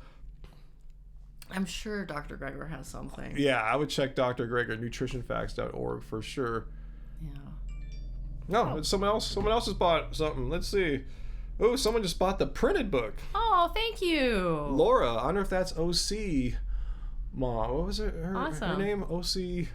Let us know if you want it autographed, because this is the best way to get an autograph, really, is on the book or on one of the CDs. And by the way, you should mention that where's our album we released? It's actually the 1 year anniversary of our album, Life Goes On. Yeah, since I remodeled the room here, I've I don't know where all your props are. I missed the place the CD. Yeah. Anyways, Life Goes On is half price as right well. Now too. Yeah, our latest CD from pretty much a year ago, half price on our store, and I'll put the link once again.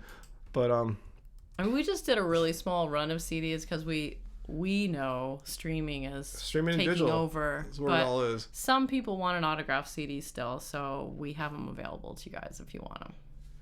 Let's see. Ava asked a question about omega-6 intake. I'm not a medical doctor or nutritionist. I don't know if there's a what you want to hit. Usually omega-6 is not the problem in the American diet. It's getting enough omega-3s. So that's how I kind of roll. I just try to keep conscious of making sure that I'm not eating a whole bunch of omega-6 rich foods.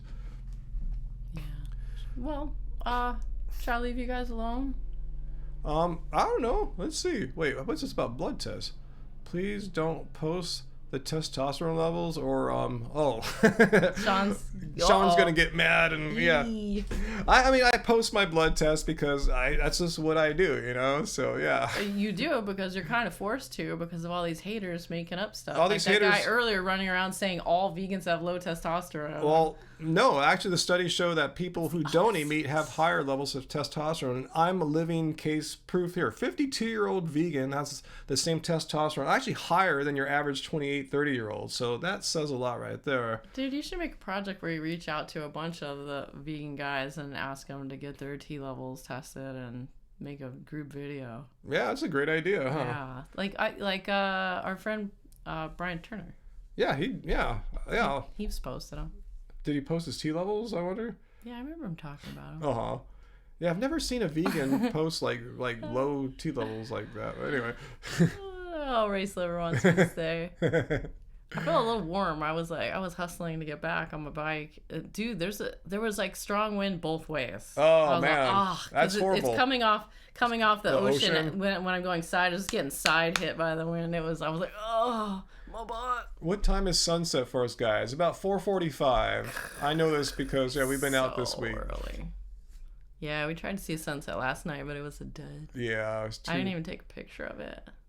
People want to know if I'm going to go on to the Young Turks. I don't think as if that would be awesome. They care about little old me here, but if anyone has any inroads into the Young Turks, please connect me up or let me know.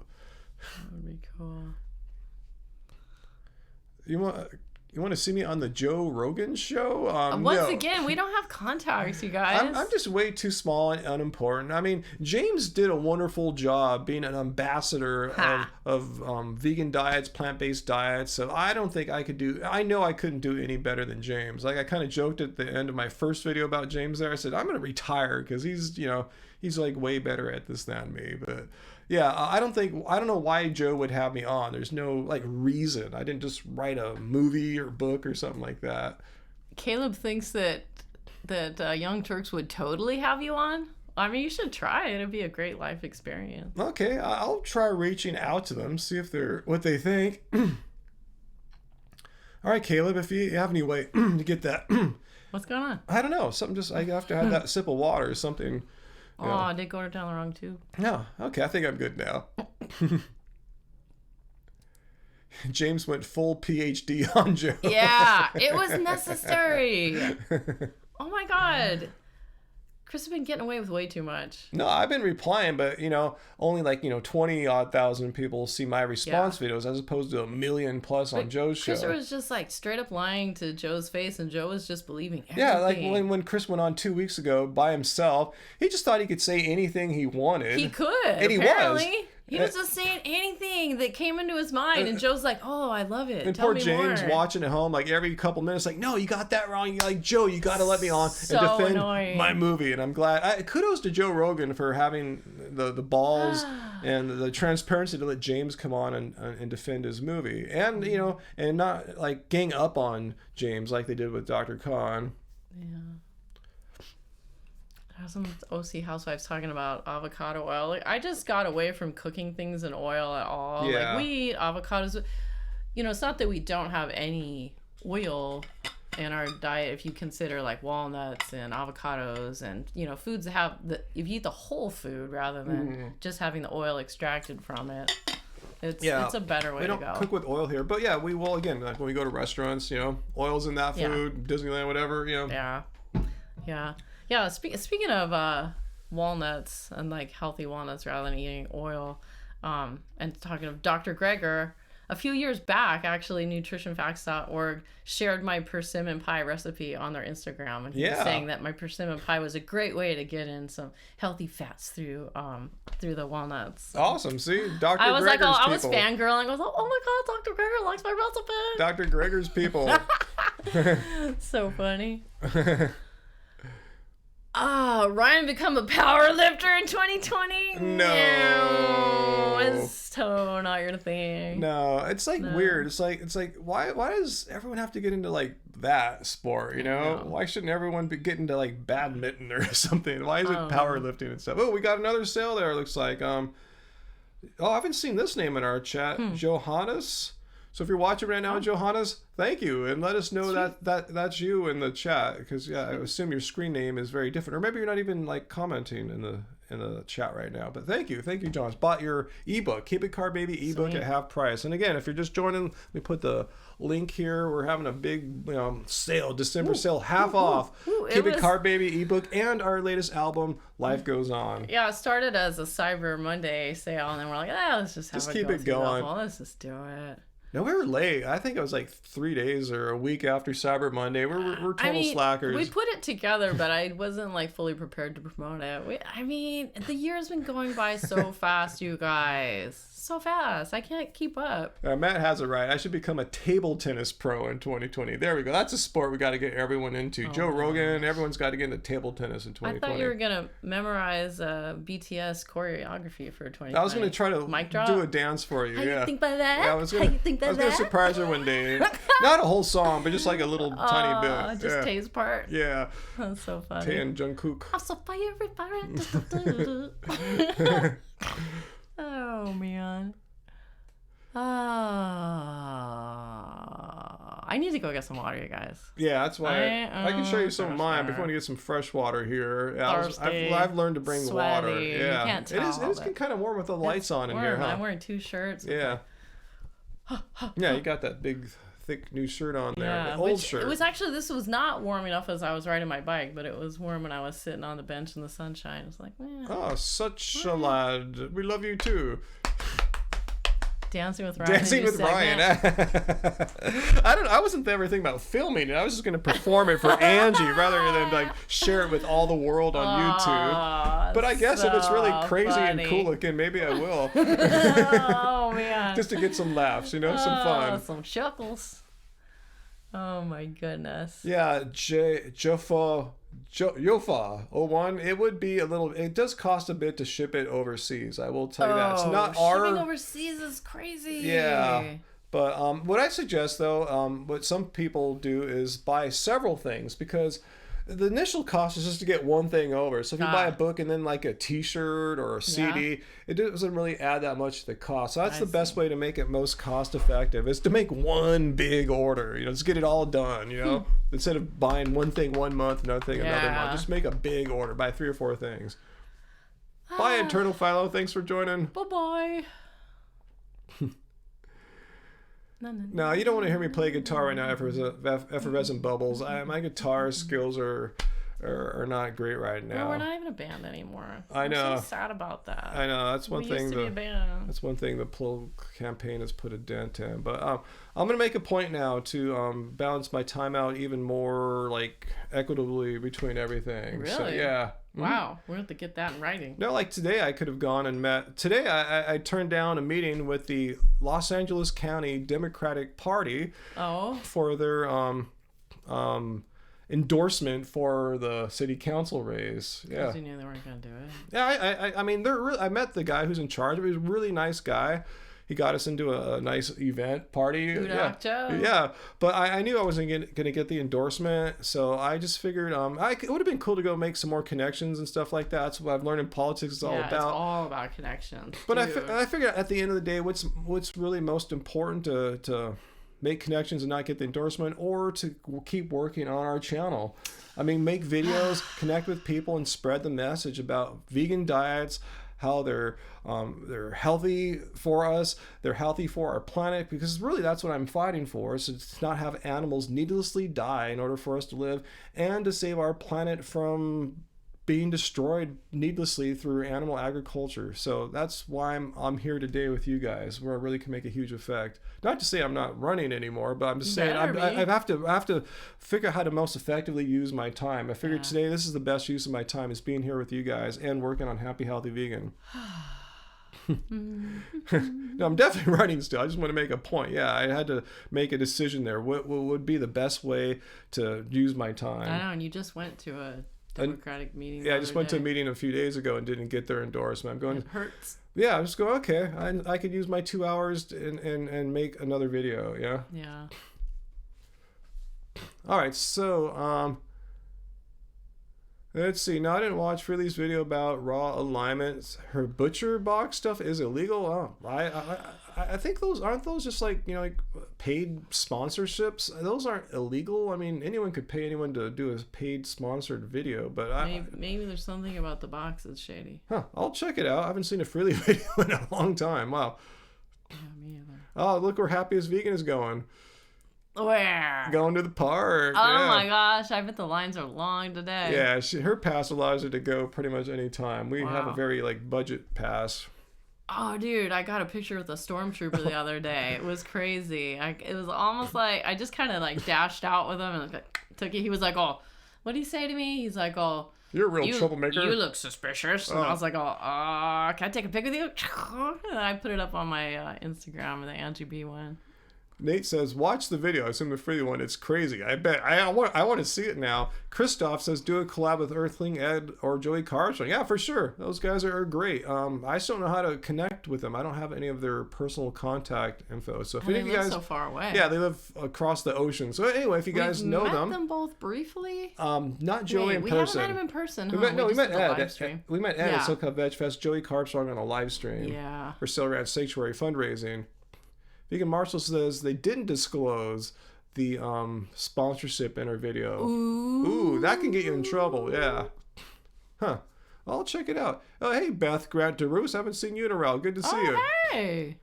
What are the huge issues for voters in Long Beach? Housing as a human right. All along the West Coast, there's a problem with affordable housing. Yeah, it's really profit-based evictions. and the like. So yeah, that is huge here because and the Out main, of state developers coming in. or even in-state developers like my main opponent Fox. The guy did a video about the bike lanes. He actually owns like I forgot like 12 to 15 rental Wow. properties here, so he's totally against anything of that sort. Also, homelessness is a huge issue here in Long Beach. What's the most effective way to tackle homelessness? Yeah, so those are biggies. Parking is huge too, and stuff like that. Stuff that's probably common in most cities in California, I imagine. So I've learned a lot about these issues. Let's see. Thoughts on universal basic income? Great question. Oh. Yeah. Yang I mean, Yang Gang. I think Yang is the only candidate out there. Even though I'm not giving an endorsement to Yang or anything like that, he's the only candidate out there that understands what is coming in the next decade. It's really frightening. The combination, and he's right. It's already happened. The combination of automation, AI, robots, self-driving cars. It's already happened. It's already displacing lots of jobs, and a lot of jobs that people think will never get displaced. It's coming. Might not be till 5-10 years down the road, and there needs to be some kind of safety net to keep people from just becoming destitute. So it is an idea that I think it has a ton of merit. And I like how it's for everyone. It's not just for people in need. Everyone gets it, and it's not some kind of communist socialist model. It's been there's a version of it in Alaska through the dividends from oil extraction in Alaska, and it's very well received and it's a red state there too, Alaska. So it's not like some crazy socialist idea. I think it has a lot of merit, and I think it would be a huge benefit for a lot of people. So yeah, I think universal basic income, its time is coming. If politicians ignore it now, they're going to be having to deal with it in 5-10 years for sure when all these jobs start going away. Come to think of it, because of the port, Long Beach is going to be really, really affected. Yeah, they're going to start automating all those, all the cranes and everything. Exactly. Trucks and where do those workers go? I know exactly. The trucks will be automated. It's going to a lot of jobs will be really gone. Be affected. So a lot of people think it's a crazy idea. It's just because Yang is just ahead of the curve on that idea. Even though he says it's an old idea, it goes back decades and centuries even. But he's the first person to really put it in context of what's happening now with technology. Technology companies are the ones who benefit, and those profits, they're not going to be shared with your average worker. Ooh, we got another sale here. Thank you. We've sold a lot of stuff here, Thanks, man. Guys. Who's You're going to keep this guy busy. Chris. I hope I can say your name here. I'll just say Chris with a K. Thank you so much. And Chris as well got your Keep It Car Baby ebook right now too. Awesome. You know what I love? Half price. You know what I love is when people post a picture of the food that they made from my recipes on Instagram and tag me. Oh yeah, Instagram. That makes me so Let's plug happy. Instagram. That's where Angie does. If you're saying like, how come I don't see Angie in all the videos? Because she's kicking her ass over on Instagram. So I'm like the promo person over here. I handle so much. So on weird promo Instagram, stuff. go stop right now. We're Happy Healthy Vegan on Instagram. Yeah. What? Oh, also, if you're one of the people that bought the black long sleeve shirt, I would love to see your guys fit with that. Please take a pic. Tag me. I want to see what you guys pair up your new long sleeve tee with. This is it. This is the new long sleeve tee. How it fits you guys. This is the tee I wore in the most recent Chris Kresser protein debunking video here. I didn't have. Usually I have an extra small printed up of anything we get for myself, but this time I just went with the size small. I figured I'd like it a little bit roomier. I actually like how the sleeves go over my fingers a bit. But then it's an extra long body as well. I just realized here, drop in the back. I see smalls out. I just ordered some smalls. So since I'm done with this live stream, I'm going to put some more smalls here on the website. So don't despair if you want to get a small. Yeah. I will go and in fact, I'll do that right now. All right. Angie could talk for a second. I can do that right now. Oh, so you did order some. I'm so curious to try on the extra small to see how it fits compared. But I wore my size small shirt to Disneyland the other day. In fact, Beth just bought Keep It Car Baby printed book. Beth, awesome. thank you, Beth. Thank you so much. I'm assuming you'll probably want it autographed. Yeah, let us know. Let us know if you didn't say it in the form when you check out, Beth. You can also just let us know right now, and I'll remember to have Angie and I sign it, or just Angie if you like. It's all good. I don't have a big ego. Let's see, small. So I was gonna say, so I'm wearing the size small new long sleeve shirt in the Disneyland vlog, which I gotta go actually edit. But you can see on our Instagram some pictures of me and Goofy. I'm wearing it. It was fun meeting Goofy. And we had a little photo shoot. Ryan got some good pics of us. It's funny because normally I'm taking pics of Ryan, but every once in a while I'm like, all right, I'll be the model and you be the photographer. Why not? Well, I'm not sure if we even sold out of all the. We might have even sold out of all the smalls that I ordered. Maybe. For reals? Oh gosh, you guys, we're gonna have to go back to the print shop again. Everyone wants size small. Wow. Okay, I'll investigate that when the show's over here. Thank you. Ryan's always very conservative in how many shirts that he orders. Yeah. I'm always like, why'd you get so few? And he's like, he's always afraid he's not gonna sell them. Actually, mind chatting with the people for a sec? I think I need to go do a smoothie pee. Oh, okay. All right, let's see. So you're wearing headphones that you hear yourself? You don't need to. I just like to hear it to make sure things don't get too distorted. All right. One day I'll get my water. Let's see. Yeah, I'll get you water. Okay. Thanks, Nate. Let's see. Casey says vegan zombie called raw alignment out in a video. Really? That's usually not the way that he does his content. So he must have been pretty angry. I'm thinking about making one. Yeah. I mean, the girl, we've never met her, but she seems to be a part of a group of people that we had met in the past. And it seems like all of them went down the same road together and then just...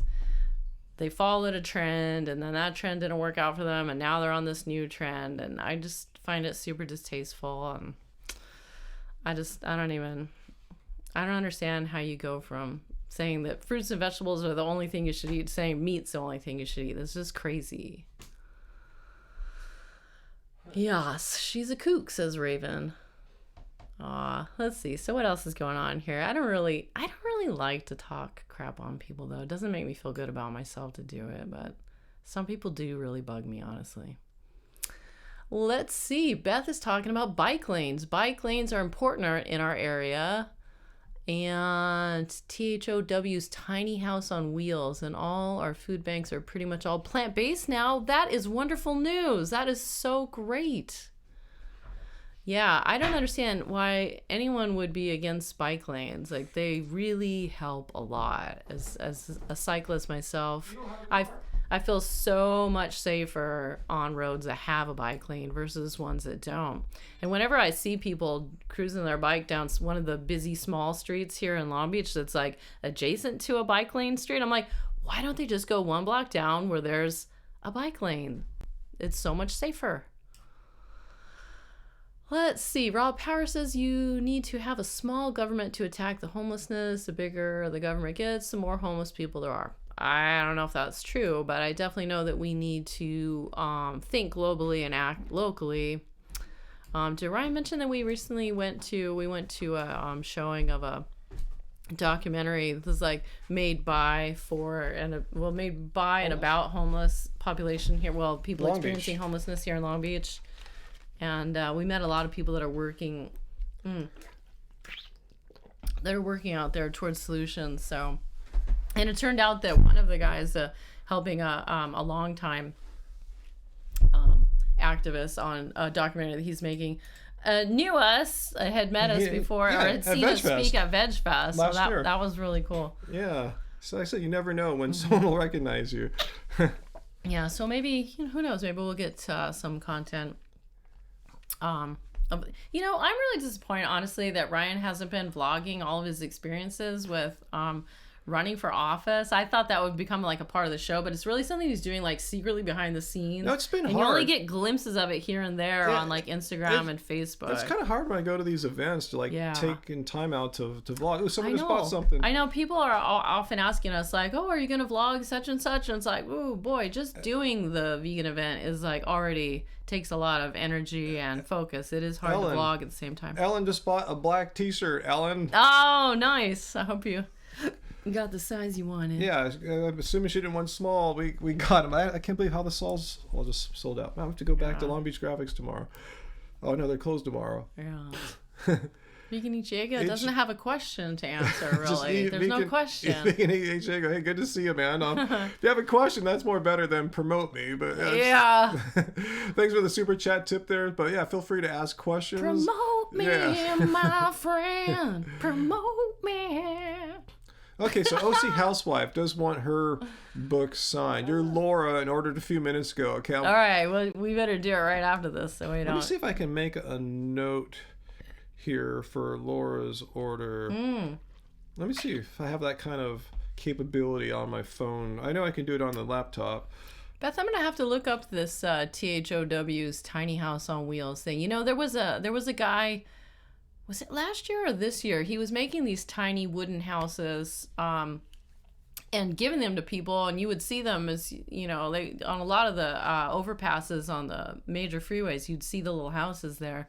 And it seemed like, you know, it was a great gesture. He was paying for everything and he was getting them out there to the people. But then LA County came through and did a sweep and took them all away. Yeah. So I guess the problem is them not wanting these little houses on public streets. So having like an area for people, like we would just watch a documentary or a TV show the other day about like a tent city. Where was that, in Seattle?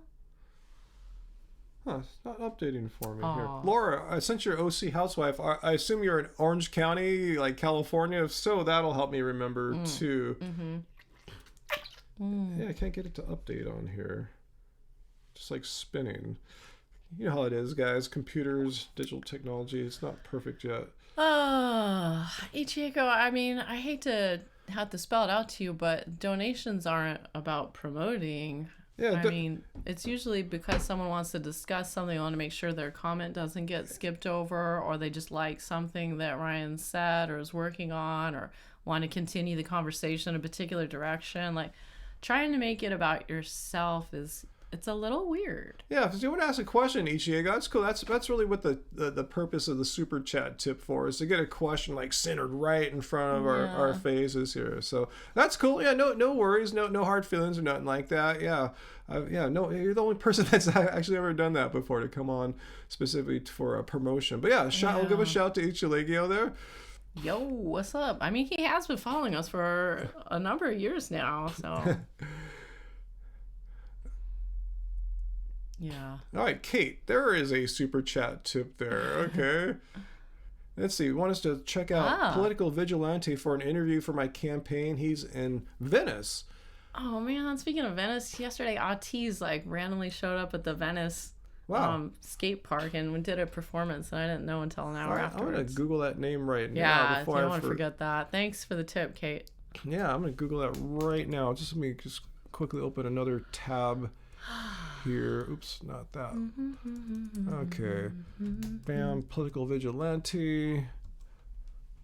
Okay, there's their YouTube channel. Awesome. Got it. Thanks so much, Kate. And also, yeah, thanks for your super chat tip there. And not only a thank you from us right now, but on our Twitter, it's at Ryan Lum or Happy Healthy Vegan. You'll see a shout out thanking you there as well. Woo woo. Oh, race lover. Race lover. Wow, Ichigo says he thinks it's been 6 years. I know, I've seen you on here for a long time. Yeah, we started in 2013, so yeah, it's possible you could have been. I remember a long time ago you writing on Facebook, and I replied, and then you said you were crying. You couldn't believe that I responded, and I was like, oh wow, gosh, I didn't know I was going to change someone's life today. Let's see. Gamehead says you went vegan, keep adding weight. I mean, like gaining weight. Any advice? Yeah, we're not a big weight loss channel or nothing like that. No. However, you might, who knows, some people actually need to gain weight. I always like to say over time, vegan kind of gets you towards your ideal body weight. I've actually been trying to put on a couple pounds over the past few months or many months. But anyway, I would say if you actually are not in my situation, my advice would be that make sure you're getting physical activity in as well, if that's really what you want to do, because that's what the activity itself burns calories and it stimulates your body to process food in a nice healthy way. So yeah, make sure you're getting some good exercise in. And also too, if you're really serious about the weight loss, really serious, no salt, no oil. So try those tips out there for you. Okay, I did do an interview with Hard Lens Media. Yeah. And I think, Jimmy. We need to post that on the website. Yeah, it's on my RyanLum.net website. Right. So I did meet him online and do an interview with him. So, but thanks for your tip about the political, is that his name, Vigilante? I just Googled him as well. Yeah. Oh, I see White CD said He's great as well. There was a comment earlier I wanted to respond to. It's going pretty quick. Oh, and KC just placed an order for your half-price ebook right now, too. Thank you. Let's see. There was a comment up here. And Vicky just bought your full book right now, too. Oh, thank Vicky. you. You want an autograph? Let us know. Yeah, let us know. Wow, there's like a lot of... The comments are coming fast and furious, seems like. I'm glad you're here to help me. I know, it's a lot. Let's see.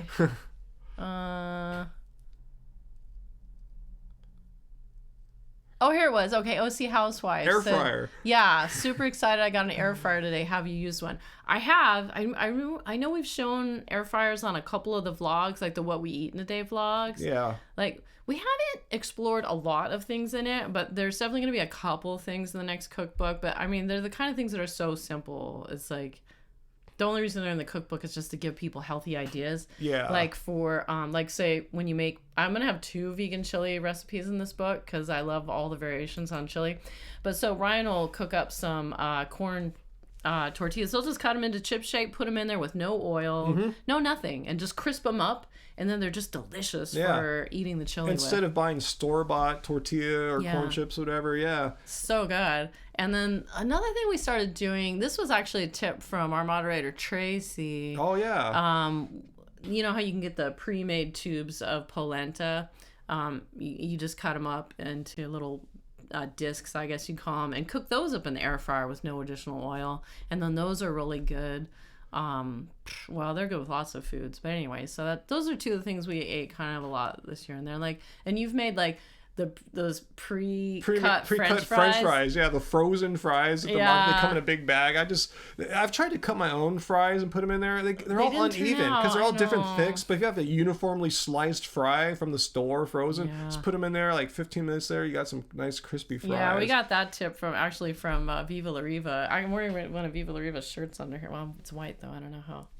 Anyways, so yeah, she was like addicted to doing that. Those are the 3 things we probably make in there the most. I haven't done much else. I saw that Caleb Shares a couple minutes ago gave us a super chat tip, and the comment from Caleb is more and more family members are going vegan after the Game Changers came out. Wow, that's awesome. It's so refreshing to hear it be talked about at military functions. Yeah, James Wilkes on when I was Lightning Wilkes. I think I cut that part out, but if you watch the entire Joe Rogan podcast with James on it, he talked about how certain military organizations are following vegan diet and the information from the Game Changers. And this is like not based on like trendiness or being cool. It's based on actual facts, dietary, nutritional information that really has been shown by science to actually work. So I'm glad it's getting more and more people talking.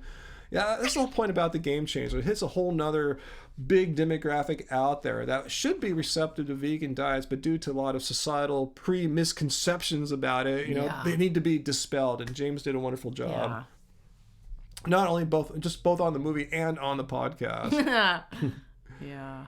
I think he was just on another podcast we need to check out. Oh, yeah, we just saw him talk about that. I think in this case, it'll be a favorable podcast rather than a combative podcast. No, it was quite favorable. Joe, I think, pretty quickly started saying, oh, man, James knows what he's talking about. It's weird how sometimes Joe has reason and other times he has no reason. He's a weird dude. Yeah. He's a weird man. I used to think he was all bumbling idiot, and I see more subtlety to his mind now than ever before.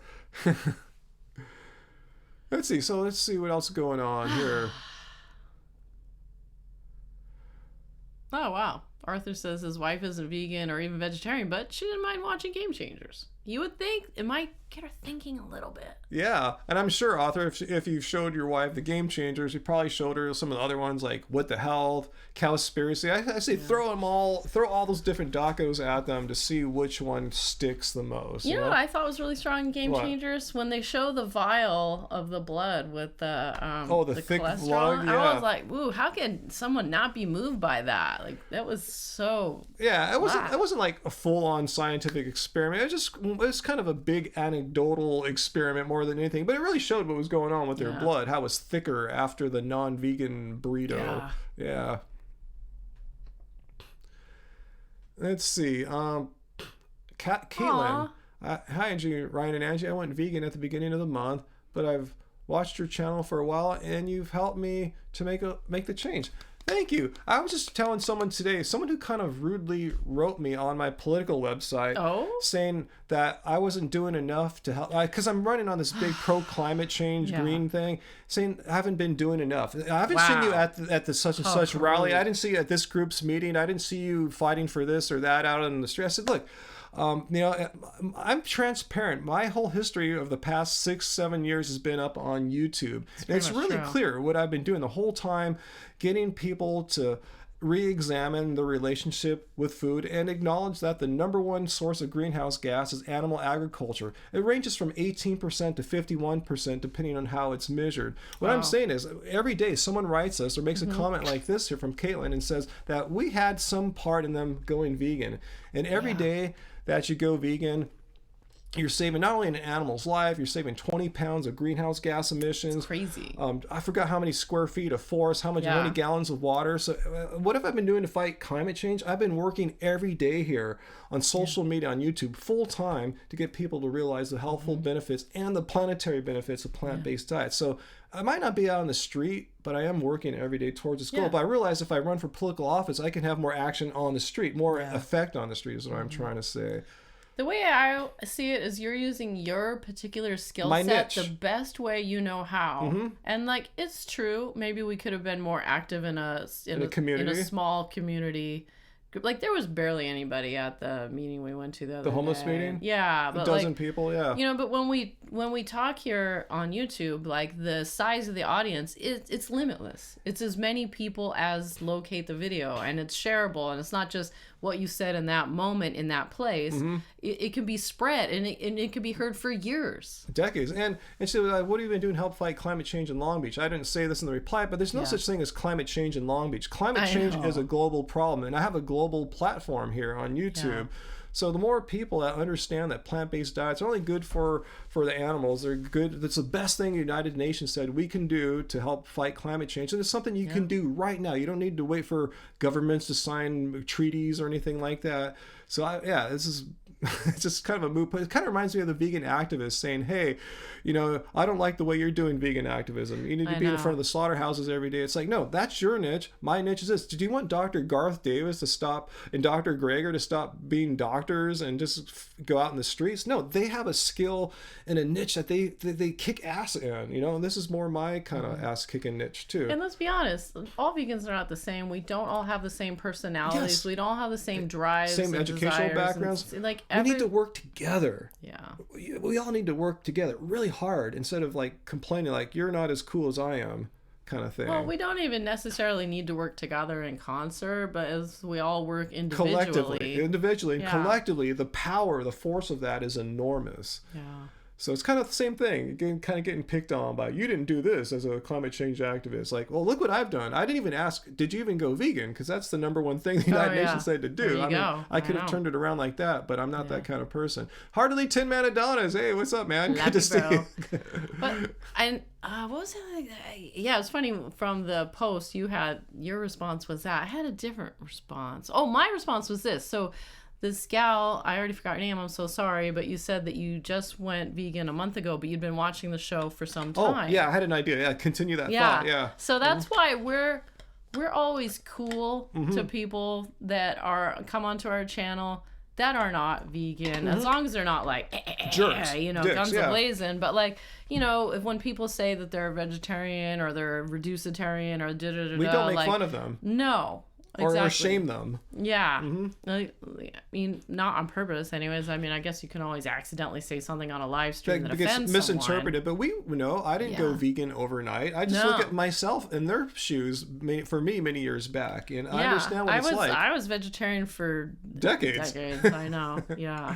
So we always try to be open and to not come off super harshly on the channel, because we want to get people like that are curious, that are just trying to figure it out, that are trying to see, what is veganism about. So Ryan comes in with all the information. I think one of the most important things that you do, babe, is, and we've been working on that like recipe together for a while, but like, it's so important to teach people how to look at all this media that's coming out. Oh, you know, it's so war. important to get people to understand the info war and to see what, you know, we could easily make some like top 10 BS things that people say about veganism, blah, blah, blah, blah, blah. There's they always seem to have like talking points. And so like every day you're here trying to combat all the stupid talking points and do things like point out like where people are disingenuous and how they're being disingenuous. So hopefully when you or your loved ones or whatever are looking at information that's being, you know, streamed down the pipeline to you,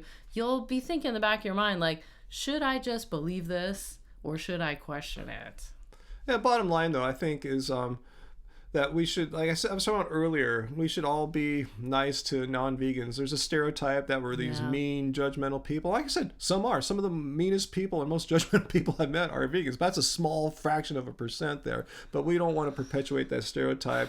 It's an inclusive movement. Veganism is huge now, has people from all shapes and sizes, political, philosophical beliefs. And we should just, you know, accept people as where they're at in their journey to, you know, eating better and more compassionately. Look what Heartily Tin Man Adonis said. Where's his comment? Being kind is the recipe. Oh yeah, I see it there. Being kind. I like that. Heartily Tin Man Adonis. Being kind is the recipe, and I think we're getting some dividends from that. You know, a lot of people comment that they watch us and they're not vegan. Yeah. Some are vegetarian. It's interesting some to me. Are omnivore, but they like what we have to say and how we present information, you know, in a non-judgmental, fact-filled, and, you know, showing people how fun, easy, and healthful and beneficial being vegan is. That's what motivates me every day, to show people how veganism is just not some weird, strange diet. It's actually really simple. It's fun. It's healthy, and it's the best thing you do to help save the planet. White Seed. Am I for rent control? We need affordable housing. Yes. If you go to ryanlum.net, my political website, you'll see I have a whole section on housing as a human right. Yes, absolutely, 100%. We need to have more protections for renters. I mean, just anywhere on the West Coast. You guys know what I mean that live in California, Oregon, Seattle. There's an affordable housing crisis. And there needs to be some limits, like, you know, profit-based evictions. I saw this happen back when I was living in San Francisco in the 90s. Like, you know, they kick someone out, or they condoize an apartment and kick them out and make all this money. It's just so developers and real estate people benefit, but it doesn't benefit the community. It doesn't benefit the city. So yeah, I'm for that protection. And my main opponent, the guy who's against the bike lanes, he owns a dozen or 15 rental buildings in Long Beach, and you can kind of guess where his position is on that. You don't have to guess, you know. That's his bread and butter there. Oh, see, that guy is definitely the dark horse in that race. I don't think he's gonna win. Well, he might win because he donated over $50,000 of his own personal wealth into his campaign. What? $50,000. He got another $60,000 from his wealthy business connections. So I mean, wow. Yeah, over $110,000 into the city council race. I'm going, wow, how can I compete against such a wealthy real estate mogul? That's gonna be tough, man. Exactly. You know, it's gonna be tough. It's sad. So anyway, enough crap talking. Let's change the subject. Let's change the subject. Vegan Marshall wants to know what our favorite cruciferous vegetable is. Huh. I know. So it depends. We do eat quite a bit of cauliflower. Mm-hmm. We just had broccoli last night. It was so good. Yeah, what kind of broccoli was that? I like broccolini. I like the baby broccoli. It's like thinner stalk. Much easier to eat, more tender. Aren't kale considered cruciferous? Ooh, if anyone knows. It's a larger group of things than you might suspect anyways. Speaking of which, I'm getting kind of hungry. Yeah, I'm getting a little hungry too. All this talk of cruciferous vegetables. No, I have some cauliflower in there now. Yeah.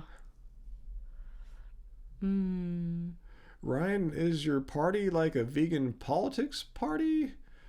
You asking Kalasia? I was with the Humane Party when I first got started. I'm just kind of doing my own thing right now. They kind of lost contact with me, but yeah, they are big. I like me, a big supporter of animal rights, animals not being exploited. So yeah, that's why I initially started with them. They're the ones that just like kind of recruited me, more or less. Could the earth be flat, guys? No. Well, I thought I saw an order come in a second ago to Tricia. I probably missed a few, but Tricia, if you're watching, you bought Angie's book at half price too. The ebook. Thank you. We're offering the ebook at Awesome. 50% off right now. So let me put again the link into our store for I don't have the link anymore. I copied that YouTube channel name. Oh yes, yeah. Susan Kelly's getting back about the cruciferi. Oh, wait, okay. She Kale, looked it up. cauliflower, broccoli. I thought kale was a cruciferous vegetable. Okay, it is considered one. Kale is Yeah. considered a cruciferous vegetable. Okay, Yeah. cool. Thanks for that. I don't even know why I knew that. Yeah, put the link to our store there, happyhealthyvegan.org. Shop is right in front of that. Shop.happyhealthyvegan.org. Straight up baked cauliflower is amazing. Benjamin, this is not, if you look at the title of this stream, it has nothing to do with flat earth conspiracy theories. So you can go check out another live stream if you want to talk about flat earth. There's so many topics we can talk about. I have to limit it down. So yeah, we're not going to get into flat earth right now. Stumpy wants to know how long the sale's on for. We didn't pick an end date. No, I say we should keep it going all through the December. Honestly, for the ebook, I'd like to have it go all through January. Okay, so for sure, the ebook, all and the CD, all 50% off for the rest of January, and we will The probably rest of extend the rest of December. the rest of December. You're Thank already you. living in the future. And we will probably extend the ebook 50% off sale into January for Veganuary as well. That's our goal. Because I know so many people have been jumping on the Veganuary thing, and they're their first question was, "Well, what do I eat?" So I think let's show them what to eat, so they don't feel like they have to go out and go to a restaurant for every meal, or they need to buy vegan convenience food. You can just buy produce and dried goods and make food at home. Good night, Ichilegio. You should get to sleep out there. Yeah, it's deep in nighttime in England.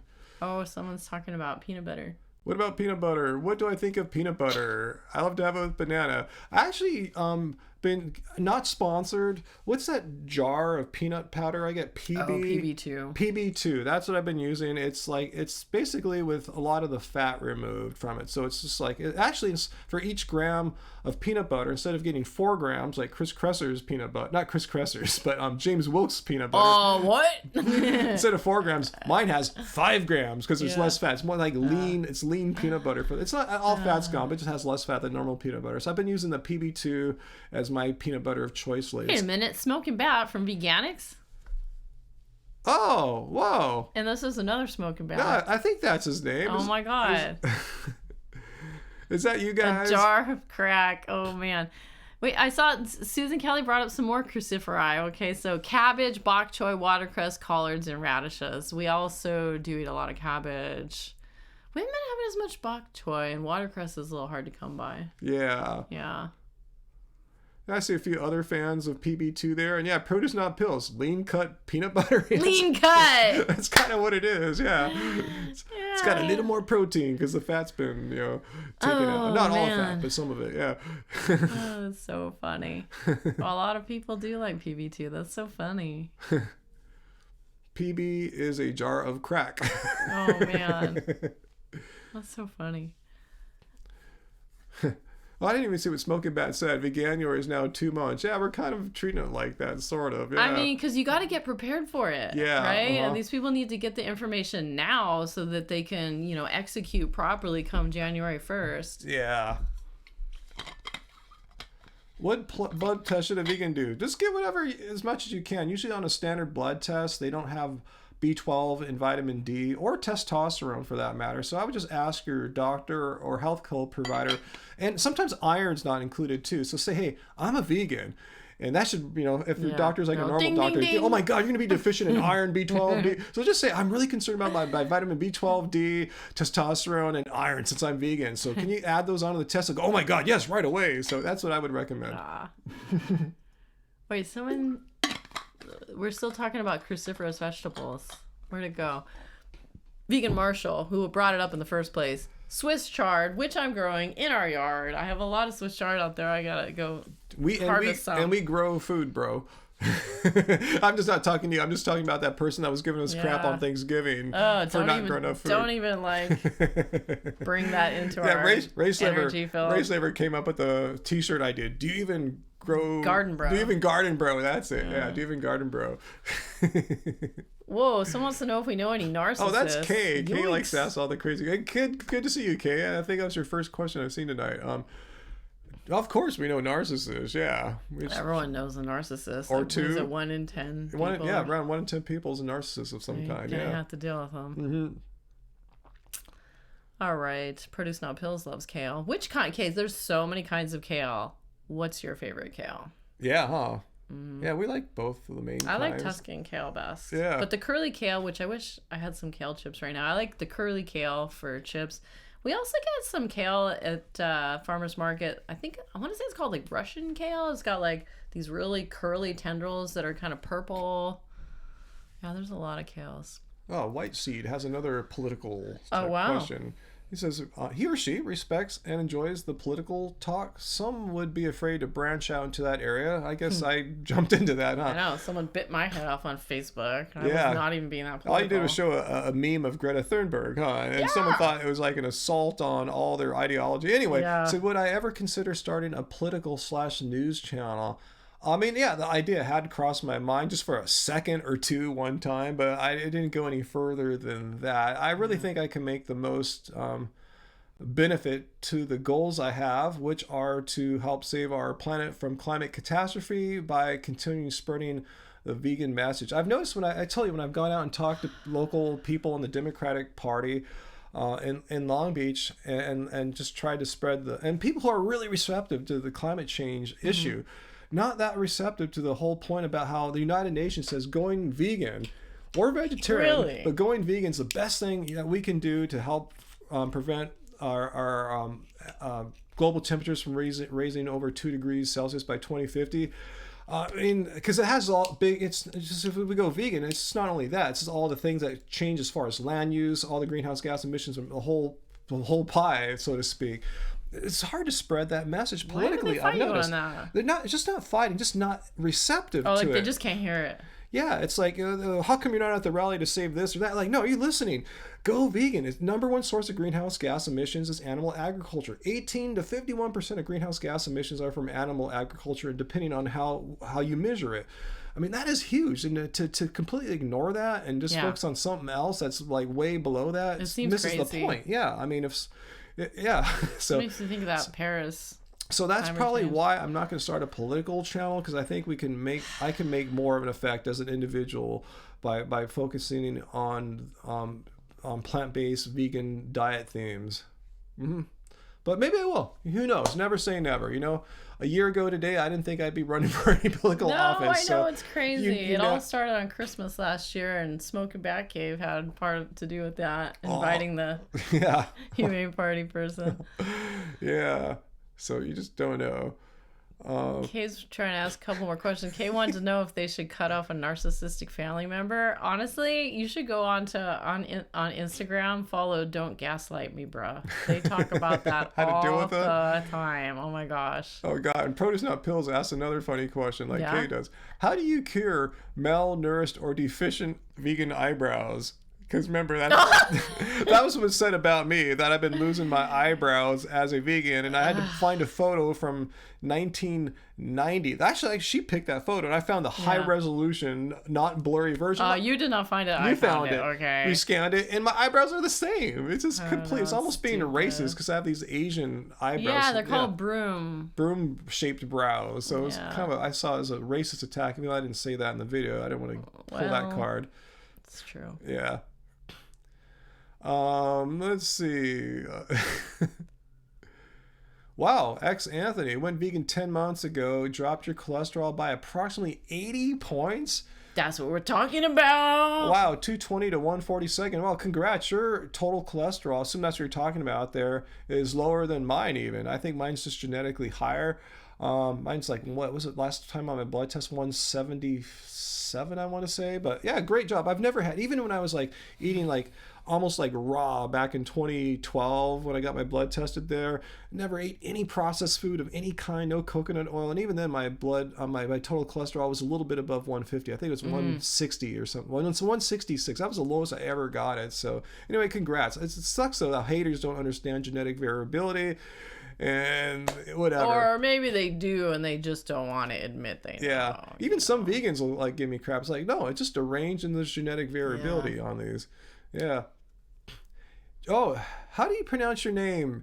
Jeppe or Olson? That sounds very Swedish, huh? Jeppe. Oh, yeah. I think it's Jeppe.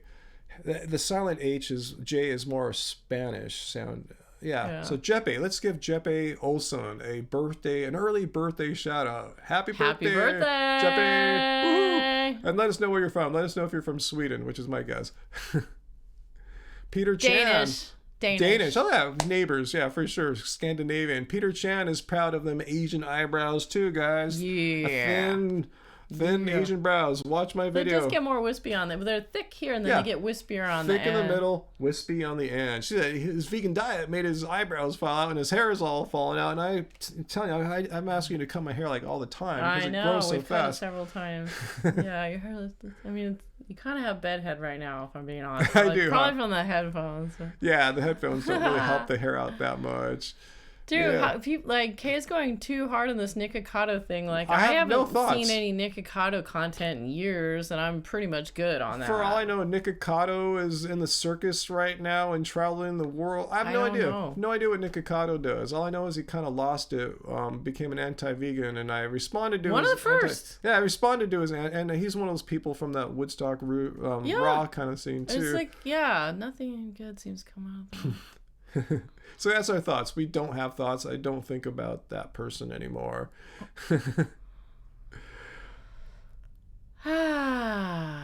Well. Okay. Yeah. So we start thinking about lunch. I know, I'm fading fast, you guys. Yeah. I'm so hungry. What should we do? Any ideas? Any ideas? And let us know what you think we should have for lunch. But they don't know we have in the fridge. No, they have no idea what we have in the fridge. Well, now I'm thinking about all my cruciferous. I have so much cruciferous vegetables in the fridge right now. To be honest, I have a whole head of cauliflower. I've got a whole big thing of kale. I've got 2 kinds of cabbage. And I've got the rainbow chard in the yard, so I am stocked up on cruciferi. And I'm feeling cruciferous hungry. AF. I know. I'm kind of thinking about making one of the recipes that's going in the next book. You guys have seen it a lot on the What I Ate in a Day. Which one? I was thinking about making that the Tuscan kale pilaf, but with the additional wild rice. Because we have more of the cranberry applesauce left over, and I think they go really well together. Yeah. Would you need me to help you with the rice situation? I mean, it's up to you. Vegan burrito. Don't even say that. It makes me feel so hungry just thinking about a vegan burrito. Because the wild rice, I had to look on the little paper on the fridge. It needs a little bit more water. Yeah. You know what? Michael's Superbacker was mentioning another thing I thought about making today. He wants to know if I ever make a vegan mac and cheese. And I have been making a recipe this year using the cauliflower to make the cheese sauce with. But then I leave some of the chunks in with the noodles, and it's so freaking good. Yeah, so I may make that for dinner. Yeah, it's only 3. We'll have a late lunch. Oh, someone mentioned, this button Angie has, this Happy Healthy Vegan button. $2. We sell it on our site. And I like to mention, too, this is a great add-on item because if you buy it on its own, we have to still pay the postage. But if you buy it with like a T-shirt or a book, I don't add any postage on because it's light. So I'm saying it's a great add-on item. It's like $2, and we're donating the proceeds from this to Sail Ranch Sanctuary to help all the animals that they're always taking care of, getting new ones all the time. Oh man, I know she's dealing with a lot right now. Yeah. She's absorbed another animal sanctuary that closed, and she's gotten some pretty hard sick cases, animals. She lost a few neurological issues with goats and everything. It's like heartbreaking. Yeah. So if we're not answering your question, no whatever limit. There's a lot right here. Yeah, there's 176 people on this particular second, so just ask it again. It's nothing personal. Just there's a lot of people on. Is oil without fat good? We talked about that earlier. Well, oil is fat by definition. I think you mean like the oil, like outside of the, like let's say an avocado versus avocado oil. Oh. Yeah, I don't know. Maybe they're talking about oil that. per se is a processed food where they extracted just the fat, the oil out. I mean, is it good or bad? I mean, we are low oil. We don't cook with oil. I don't want to. I don't even miss cooking with oil at all. I don't want to give any medical information about there. I would suggest nutritionfacts.org, but it's not known to be the healthiest thing to eat. If you eat it as a whole food, like an avocado or a durian or a nut or a seed, then that comes with the whole nutritional package, and you're not just getting just the dense calories of fat and oil all just on its own. So that's the long and short. If you're trying to lose weight, and I'm not, but if you're trying to lose weight, yeah, avoiding oil is going to do you good, because oil has over twice the calories per gram or whatever unit you measure it by than protein or carbs do. Yeah, OC Housewife's talking about, I'm sorry, he's talking about vegan mac and cheese. Oh, vegan mac and cheese, yes. Getting back to that. Yeah, that's a very important topic. I mean, it looks like she's already doing it the way I do it. Cashews, and the Vitamix with some other ingredients. And Beth mentioned the nutritional yeast, which those are two of the main ingredients in my cheese sauce. But then I add other things to give it all this complexity and nuance. Plus, I have a couple different ways I make the cheese sauce. Sometimes I make it nacho, other, all different ways. So, yeah. I mean, honestly, some of my recipes, when people would say like, oh, I want the recipe to the thing on Instagram, I would think like, is this really like worth putting in a cookbook? It seems so basic to me. But I've learned over the past I put out the book in 2016. That way. Like, things that seem basic to me are actually things that are still a mystery to other people. So I always have to remember that just because it seems elementary in my mind doesn't mean that everyone understands how things work. Sean Cope says we need a rice cooking vid. I saw that. It seems really basic, but you had to learn how to cook rice. Right? Totally. I just use the Instapot now. I'm getting pretty good with that. Yeah. We used to make it in a rice cooker, but now we're doing the Instant Pot. So yeah, I'm definitely gonna divulge my mac and cheese recipe and my cheese sauces. And someone else, oh yeah, and OC Housewife also mentioned making a ratatouille last night, and a ratatouille is another one of the recipes that I've got. Yeah, you're making that. Yeah, because like at a certain point of the year, the ingredients for ratatouille are abundant. They're everywhere. The kind of thing you can grow in your yard easily too. So it's like you have to have a ratatouille recipe, right? Yeah. Oh, and Clover mentioned that, I guess means both of us look extremely young for over 50. Thank you. Thank you. Yeah, we're just doing our thing. He's 52 now. I'll be 52 on February 2nd, so almost. Produce Not Pills, wild rice and cranberry sauce sounds good right now, right? I know. And in that does sound really good. I know. So it's wild rice, mixed in with some California brown rice. Yeah, probably also some brown basmati rice. Put that in too, get 3 rices. I used to just use brown rice, but once I started this other mixing little thing, it's I like better. it. Yeah, I like this and holiday I put mixing. mushrooms, and then I put kale, and I put spices, and it is so good. And then I put white beans at the end because that just adds that extra. Yeah, after it's all cooked, we mix in the white beans. Oh, so good. That sounds like lunch to me. That sounds I know. good, man. I'm starving, you guys. The more I think about food, the hungrier I'm getting. It's a wonderful meal if you really think about it too. It's got all the great carbohydrate energy from the grains and different kinds of grains. With the wild rice, you've got a lot of the protein from the greens, from the kale, and from the beans too. Yeah. So it's a nice mix of food, really healthy, nutritious food. This is how we roll. Kale's got vitamin D and calcium and all kinds of great stuff. And greens are good for you. And it's cruciferous with their benefits as well. Cancer-fighting properties. The cancer-fighting properties, Funny. Yeah. Again, we're not medical doctors or anything. I'm just saying, this is just like how we like to roll. Just good, healthy, simple foods. People say veganism's so expensive. No, not really. Okay. Do you know who the most hysterical person around here is? Ivan Mendez. Time out. Vegans, the most hysterical people around here. I think you're. He said that several. Caps. He said it like multiple times. In all caps. Who's hysterical here? Projecting. Oh, bye-bye. Projecting much, bro? There. I mean, come on. That's so funny. That's so. Like, how we're hysterical? We're talking about how we're gonna make cruciferous vegetables and rice. I mean, what's that? And Nate Johnson's hysterically making some vegan pizza right now. Hysterical vegans. Man, I want some vegan pizza. Nate, send it to me. I know, huh? That's so funny. I like the projection. I know. We're gonna give a shout out. The projection's real, bro. Yeah, huh? I'm gonna give a shout out to OC Housewife's daughter, Rachel. If you're watching, Rachel, woohoo! All right, I'm really gone. I'm so hungry now. Well, I had an apple on my trip. Ooh, that's not enough. Yeah, let me know if you need a hand with all the Instapot mixing and stuff like that. Vegan Metalhead's got an Amy's vegan pizza. Is it like a cheeseless one? Yeah, we did try that once when it was like on sale at Whole Foods. I don't know. We tried someone's cheeseless pizza. I thought it was okay. Amy's. I think we added some more vegetables to it though. Yeah, huh? I have a vegan pizza recipe which is basically more or less just cribbed from potato strong. Oh, check this out. Vegan Marshall said, I said chard is cruciferous, but was mistaken, lol. Oh, okay. Okay. And Anna says, Anna LA, eating vegan can be cheap, hysterically Right? cheap. It's crazy how cheap it can be if you keep it to the basics. And Walmart has Dia pizzas now. Wow.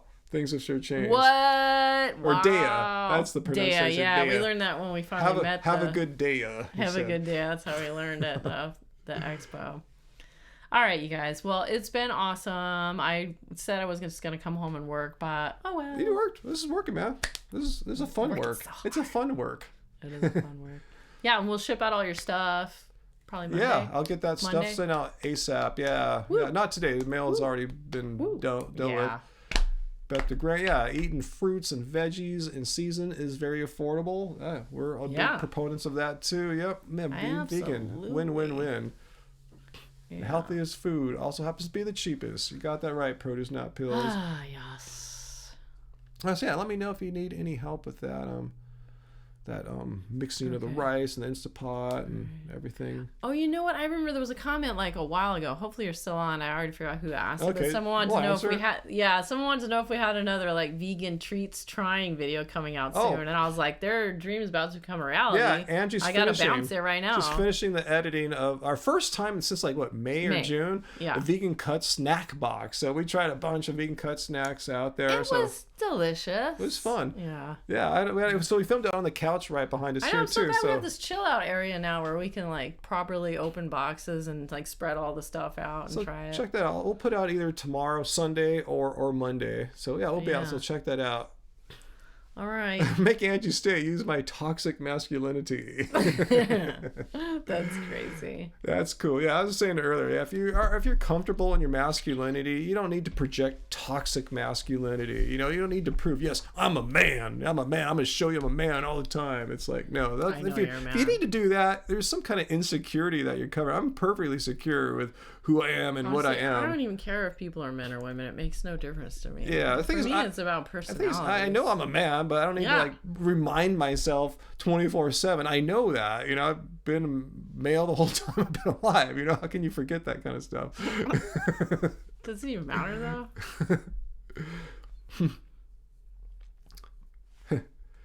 Wow, what a cool stream we've had. Yeah, this has been interesting. Someone wants to know about aminos right now. I don't know much about aminos. Where's the question at? It's this one right here. Sirenetta. Hey Naughty. Hey, Naughty. Hi. All right, you guys. Let's get this naughty man. All right, Bobo. Let's see. Is she talking about that thing like that we used to see at Mother's, the aminos, like? Coconut aminos. Yeah, is that what you're talking about? You're talking about like it's like a soy sauce kind of substitute. Trying to understand how protein works. Or are you talking about amino acids? Yeah, I'm not sure the question there. Race lever, do you even toxic masculinity, bro? No. No. It's funny how like a lot of the kids, like the teenage dudes that idolize Joe Rogan, they expect all men or males to act like that. And they see me just kind of not trying to be that and think it's effeminate. It's like, no, I'm comfortable with my masculinity. Like I said, I don't need to like prove it or project it. I know what I am. I don't need to act tough or whatever. I said, not to say I can't be tough. You want to see me aggressive and tough. Seriously, I'm not saying this is a threat or challenge. Come play basketball with me. That's where I let my force, my aggression out, But when I'm off the court, I'm really friendly. Even on the court, I'm friendly. But engage in a game, it can be pretty intense. I do it at the right place at the right time when it's appropriate. Not just like, hey, look at me on my podcast. I'm a tough dude. Anyway, Sean Cope wants to know if I can give the Cope kids a shout out and. They love it when I say hi to them. Yeah, sure. The Cope kids, if you're watching right now, awesome. I'm glad you're watching. It's cool to have people of all ages watching our videos, watching our live streams. That really means a lot to me. Seriously, to know that people from all over the world of all ages get something out of what we're doing here at Happy Healthy Vegan. Seriously, I don't take it for granted that what I have here. I'm very fortunate to have a platform that I'm able to put out good information to people who are receptive to it, who like it. and appreciate it and get something out of it. And I'm glad you guys let me know. You know, it's cool. It's the coolest job ever, if you even want to call it a job, you know. But yeah, thank you so much, Cope Kids. Appreciate it. Shout out to the Bloomers. What's that? B12 blaze it. uh, let's see.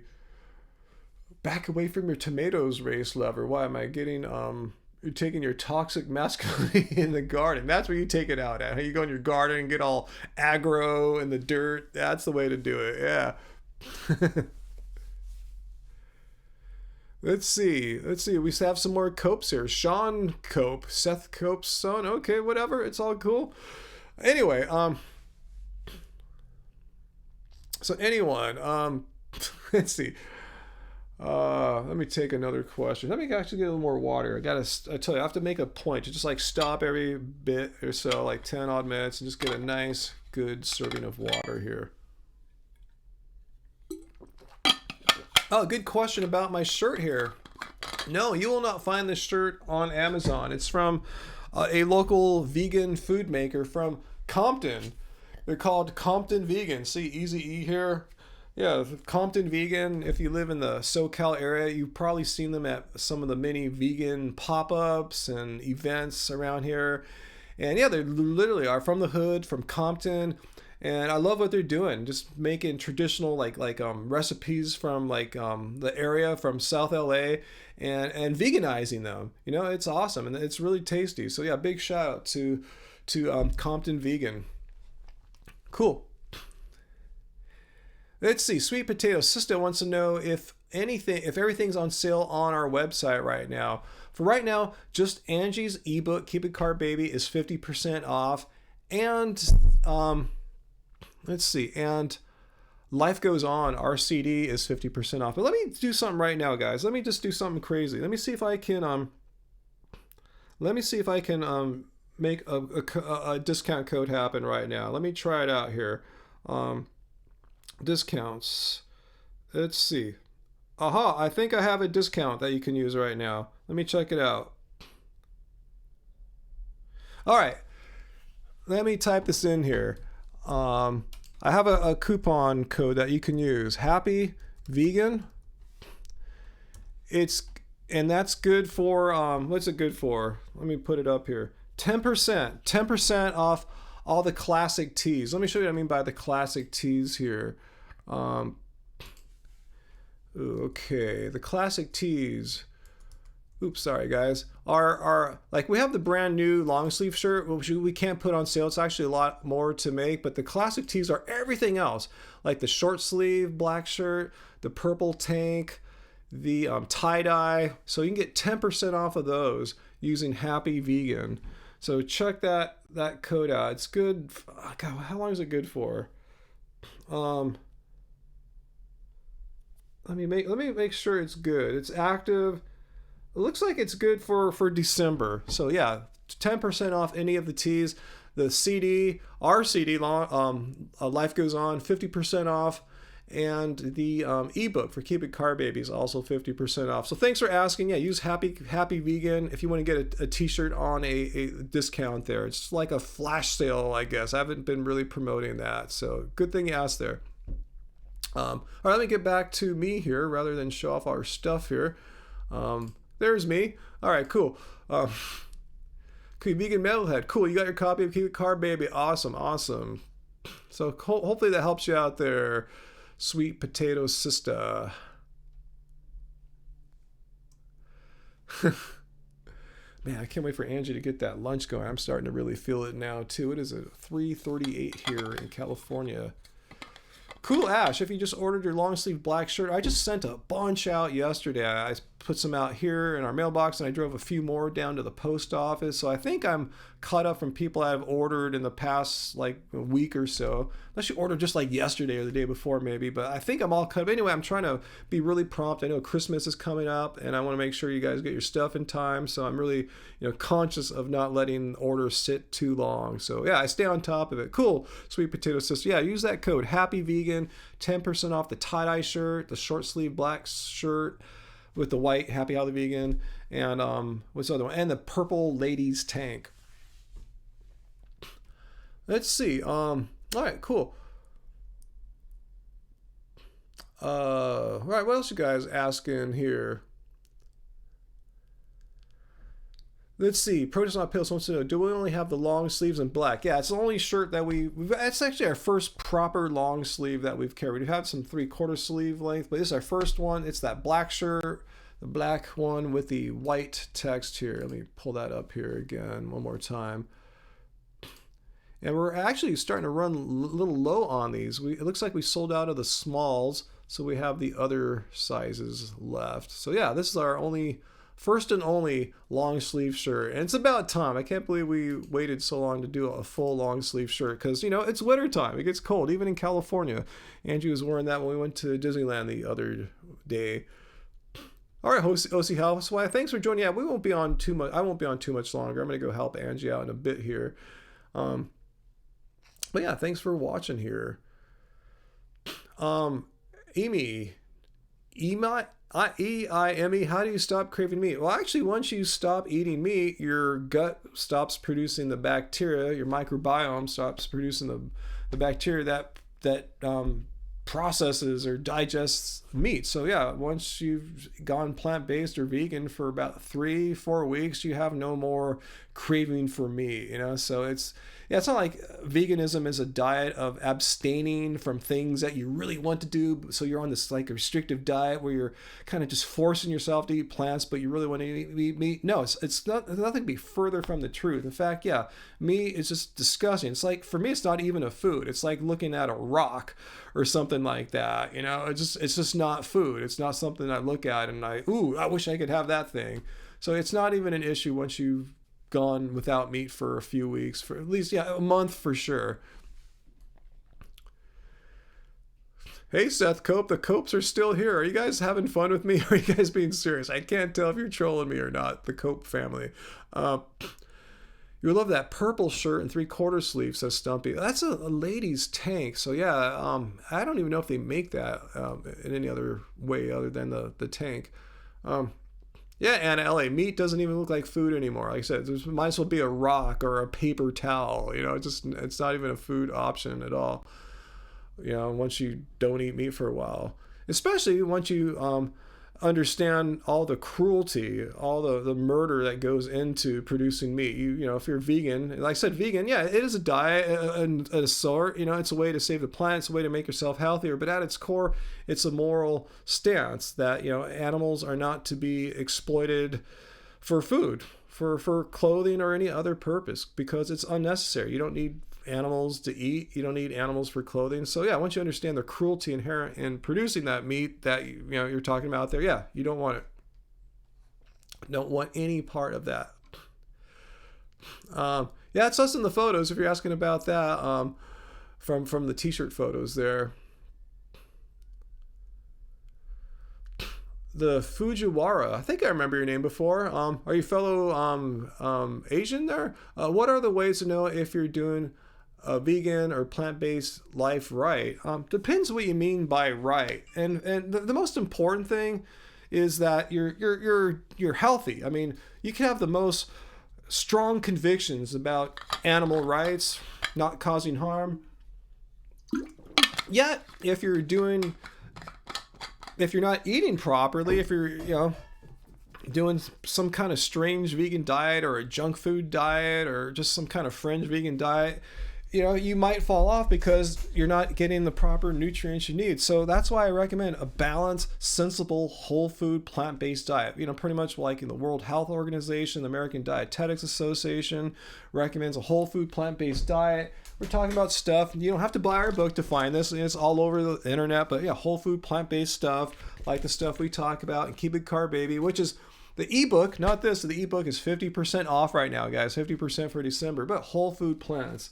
So that's one way to measure it, is just to make sure you're eating right in the first place, and getting enough calories. You could be eating right, but eating only 800 calories a day or something like that. Making sure your body's getting enough calories so you can get all the nutrients you need from what you're eating. So that's, I think, the most important thing to make it work, doing a sensible, balanced, whole food, plant-based, vegan diet.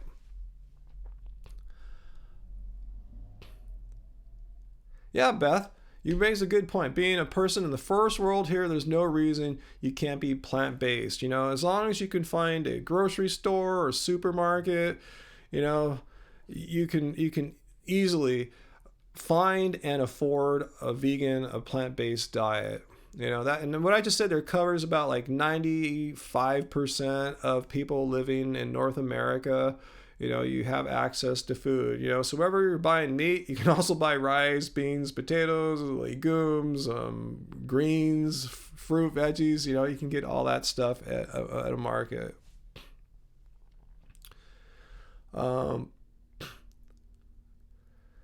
um, DJ121. Well, speaking of B12, I mean, just watch the video I made about James Wilkes responding to Chris Kresser. The best, most effective way to get B12 is through taking a supplement.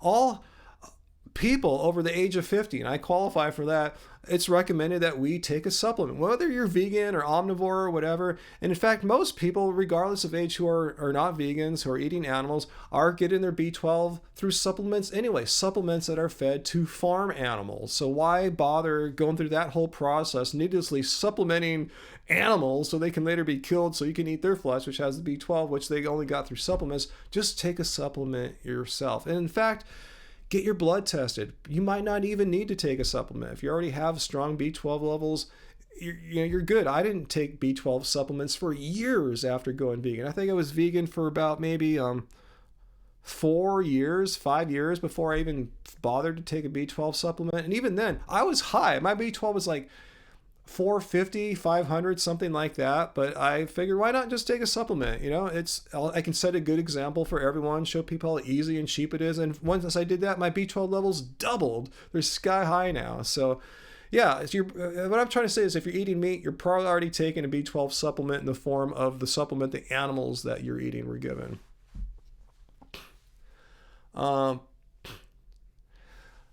Yeah, food deserts. Yeah, that's why I said what I said there applies to 95% of people. Even in food deserts, though, yeah, you got to buy food somewhere. So wherever you're getting your food, you can still find the foods I was talking about. I'm talking about basic, easy to find foods like grains, like rice, legumes, potatoes, stuff like that. It should be found in wherever you're buying food in a food desert. But I understand the situation. I know I've seen lots of I read lots of information about food deserts. I understand they're a thing, but yeah, barring from that, barring people who are unfortunate enough to not have the proximity to a market, that doesn't cover too many people. Yeah, if you can't find food, that is a problem. That is a huge problem.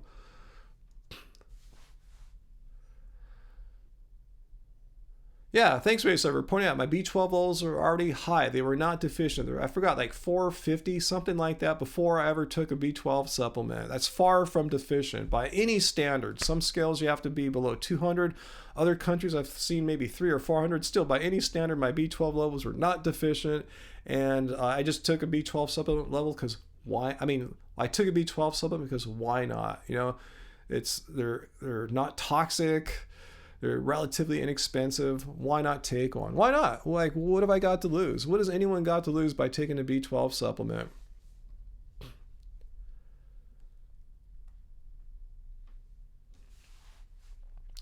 Cool. Thanks for sharing that about Beth, about food deserts. Yeah, I wasn't denying they're not real or anything. They exist.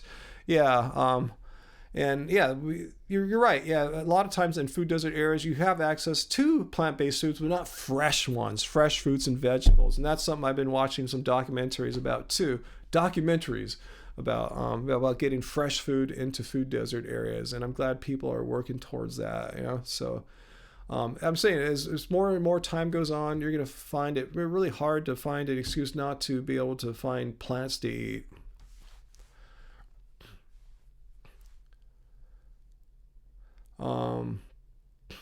Cool. Thanks, Dave. Thank you.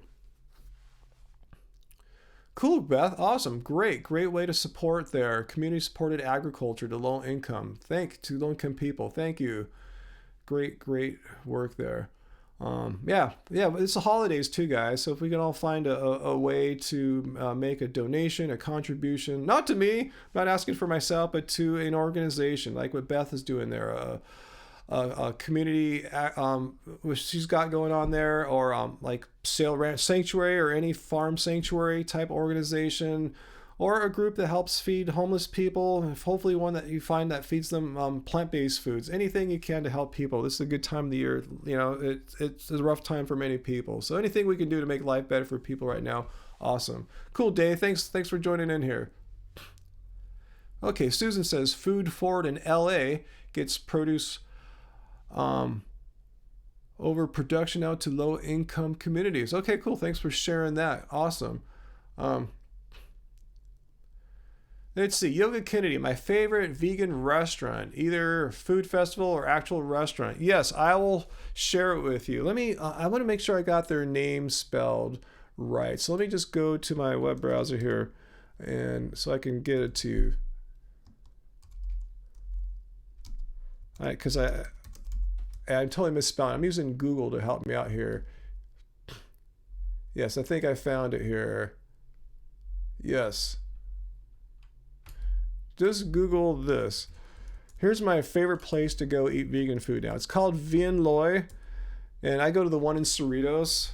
There's two locations. One in Reseda, which is in the Valley, LA County, and they just opened up the Cerritos one recently. So yeah, that's my new place. It's my favorite vegan restaurant. Yeah, anytime I want to go get good vegan food. Yeah, it's this awesome fusion of like Asian, Vietnamese based dishes, and they make really good tofu. A lot of people think, yeah, tofu is really boring. No, you've never had tofu until you've had tofu at Vien Loy. Not sponsored, but they're really cool. We know, we've met the owners. I didn't know them before we went there, but every time we go there, they always talk to us. They talk to everyone. They just don't talk to us because we're YouTubers or anything. They're really friendly. I see them going around talking to everyone. And last few times I've been there, they had the Game Changers up on the TV monitor, and the food's delicious. Seriously, it's just top-notch vegan food. It's awesome. So yeah, check them out if you're in Southern California, or if you're going to be visiting Southern California. Like I said, two locations: one in Cerritos, which is kind of near Long Beach, and another one in Reseda, which is in the Valley. Not sponsored. I wish we were sponsored, but they're a small family-owned business, and they got to do what they're doing. So yeah, just check them out and tell them Happy Healthy Vegan sent you. Oh, cool. I see some Race Lovers trying to get donations to Race Lover during the holidays. Yeah, very sneaky there, Race Lover. And yeah, trying to get a Tesla through donations. That'd be funny.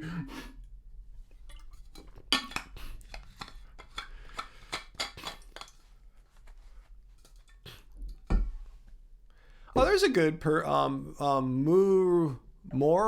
more to dream. Yeah, the person was asking earlier about like meat cravings. Yeah, I said just don't eat meat for a while and your microbiome changes. But yeah, the obvious answer, which is what I did originally, is just eat the mock meats, the fake meats. Now you have all the like Beyond Meat and stuff like that. So yeah, just have some of the vegan versions of those animal products that you're used to.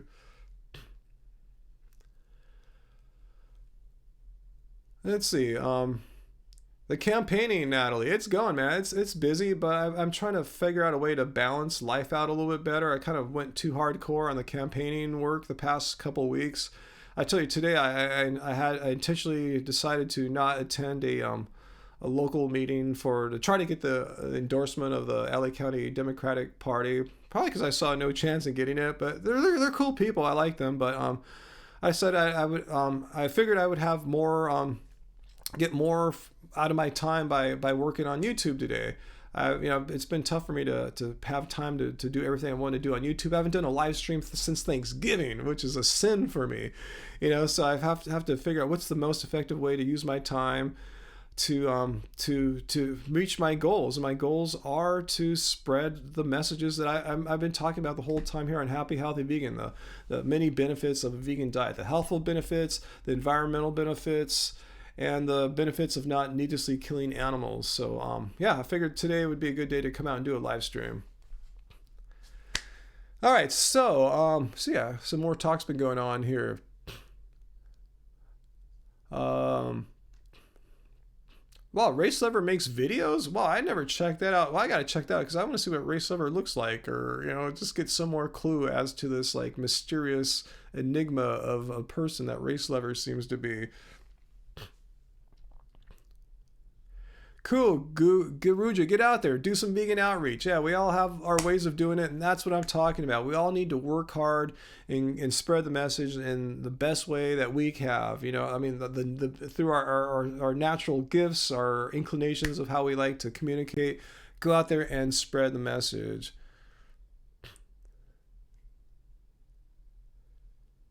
Cool. Elizabeth, what are you saying there, Elizabeth? You've been going whole food plant-based for about a year now and recently found our channel. Oh, too bad it's not recently because we've been on here since 2013. I'm glad you found us though. You enjoy all the information and one of our favorite YouTubers. Cool. Thank you so much, Elizabeth. Thanks for sharing. Yeah, that's what we try to do. We try to have this nice balance of information, and I should say we're an information-based channel, but a balance of information combined with the entertainment aspect of information, like the vlogs where we go out and eating vegan, like in Disneyland, which we're gonna do another one, Christmas time eating and vegan specials in Disneyland. Angie's working on that right now, so she kind of works on more of those ones, the more entertainment ones. Not to say they're lacking information, but there's a lot of information there. All the great foods you can get there and where to get them at, what stores or what restaurants. And then, yeah, the scientific kind of ones that I do, the research-based ones, or the debunking, the misinformation. That's really what I've been doing a lot of lately, because it seems like it's all hell's broken loose. With the rise of veganism, you've seen this increased flow of misinformation being spread about veganism. So it's keeping me pretty busy, actually.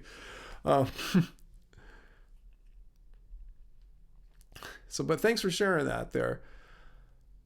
All right, I think it's kind of really time for me to go see what's up with Angie and lunch making. I'm getting pretty freaking hungry. So if you guys have joined late, just came on lately, maybe like the past few minutes or whatever, I'm gonna leave this live stream up. Meaning when I hit stop here, the live stream, hit stop on it, you should be able to go to our channel homepage and see this, watch it back from the beginning and see what else we were talking about for the hour and a half, 2 hours plus before you joined here. So I'll leave it up. I'll leave it up the rest of today. I'll take it down around like midnight-ish my time here. So it'll probably be up another 6, 7, 8 hours or so roughly. So check it out. You can watch the entire thing. So let me think. Anything else I want to announce to you guys here before I go? Let's see. So yeah, this our next video, look for that. We have a couple videos in the works from Angie. Like I said, the vegan cut snack box. We haven't done one since May, so you can see us just chilling out here on the couch, just kind of enjoying food and chatting with y'all. It's pretty fun, sharing some new food. And we're not sponsored by them, by the way. Not sponsored, just a little promo code. I think we made $6 or something last time. And then let's see. Then we're about to start editing. Angie's about to start editing the eating vegan specials at Disneyland this time of year. So check that out. We'll hopefully have that out for you next week. And then I need to work on some more videos. I'm torn between doing my next Chris Kresser debunking video, exploring what James Wilks and him talked about with regards to protein quality. I talked about quantity and calories, so I want to get into the quality. Yet I'm really tempted to make a response to some of the nonsense that formerly known as Raw Alignment has been saying about vegan diets now that she's gone carnivore and getting all this national media attention by just throwing vegan under the bus. So I'm really tempted to make a video about that as well. So yeah, I got a lot of stuff to do. So again, it's all about managing time, figuring out the best way to get the most effective use out of my time. So anyway, if you have any last second questions, you can ask them here. I'll kind of hang on for a sec. Would I eat in a day videos? Yeah, we need to do more of those. Yeah, well, I guess the Disneyland video is sort of that if you happen to be at Disneyland for the day. But yeah, just eating around Long Beach or what we're doing in a day. Yeah, I'll tell Angie I'll try to get another how we eat in a day video before December's over. Let's see. Okay, you want to see me respond to Raw Alignment as well? Yeah, I really want to try to get that. I'll try to. Maybe I'll prioritize responding to her before I do the next Chris Kresser or James Wilks protein video, just to kind of break it up a little bit. And I will watch Freely's video. A few people have told me to watch it. I'll try my best not to what's that word I'm looking for? Be influenced by Freely's video, use any of her points. But usually her and I approach things from a very different way. Mine being a little bit more based in the studies, the rationality. Hers a little different, so hopefully it'll be a totally different thing. I saw Vegan Games responded to her too, so hopefully mine won't be too much like that as well. Anyway, I'll do that. I'll do the raw alignment video next, but I'll do it and I'll watch Freely's without trying to take anything from her.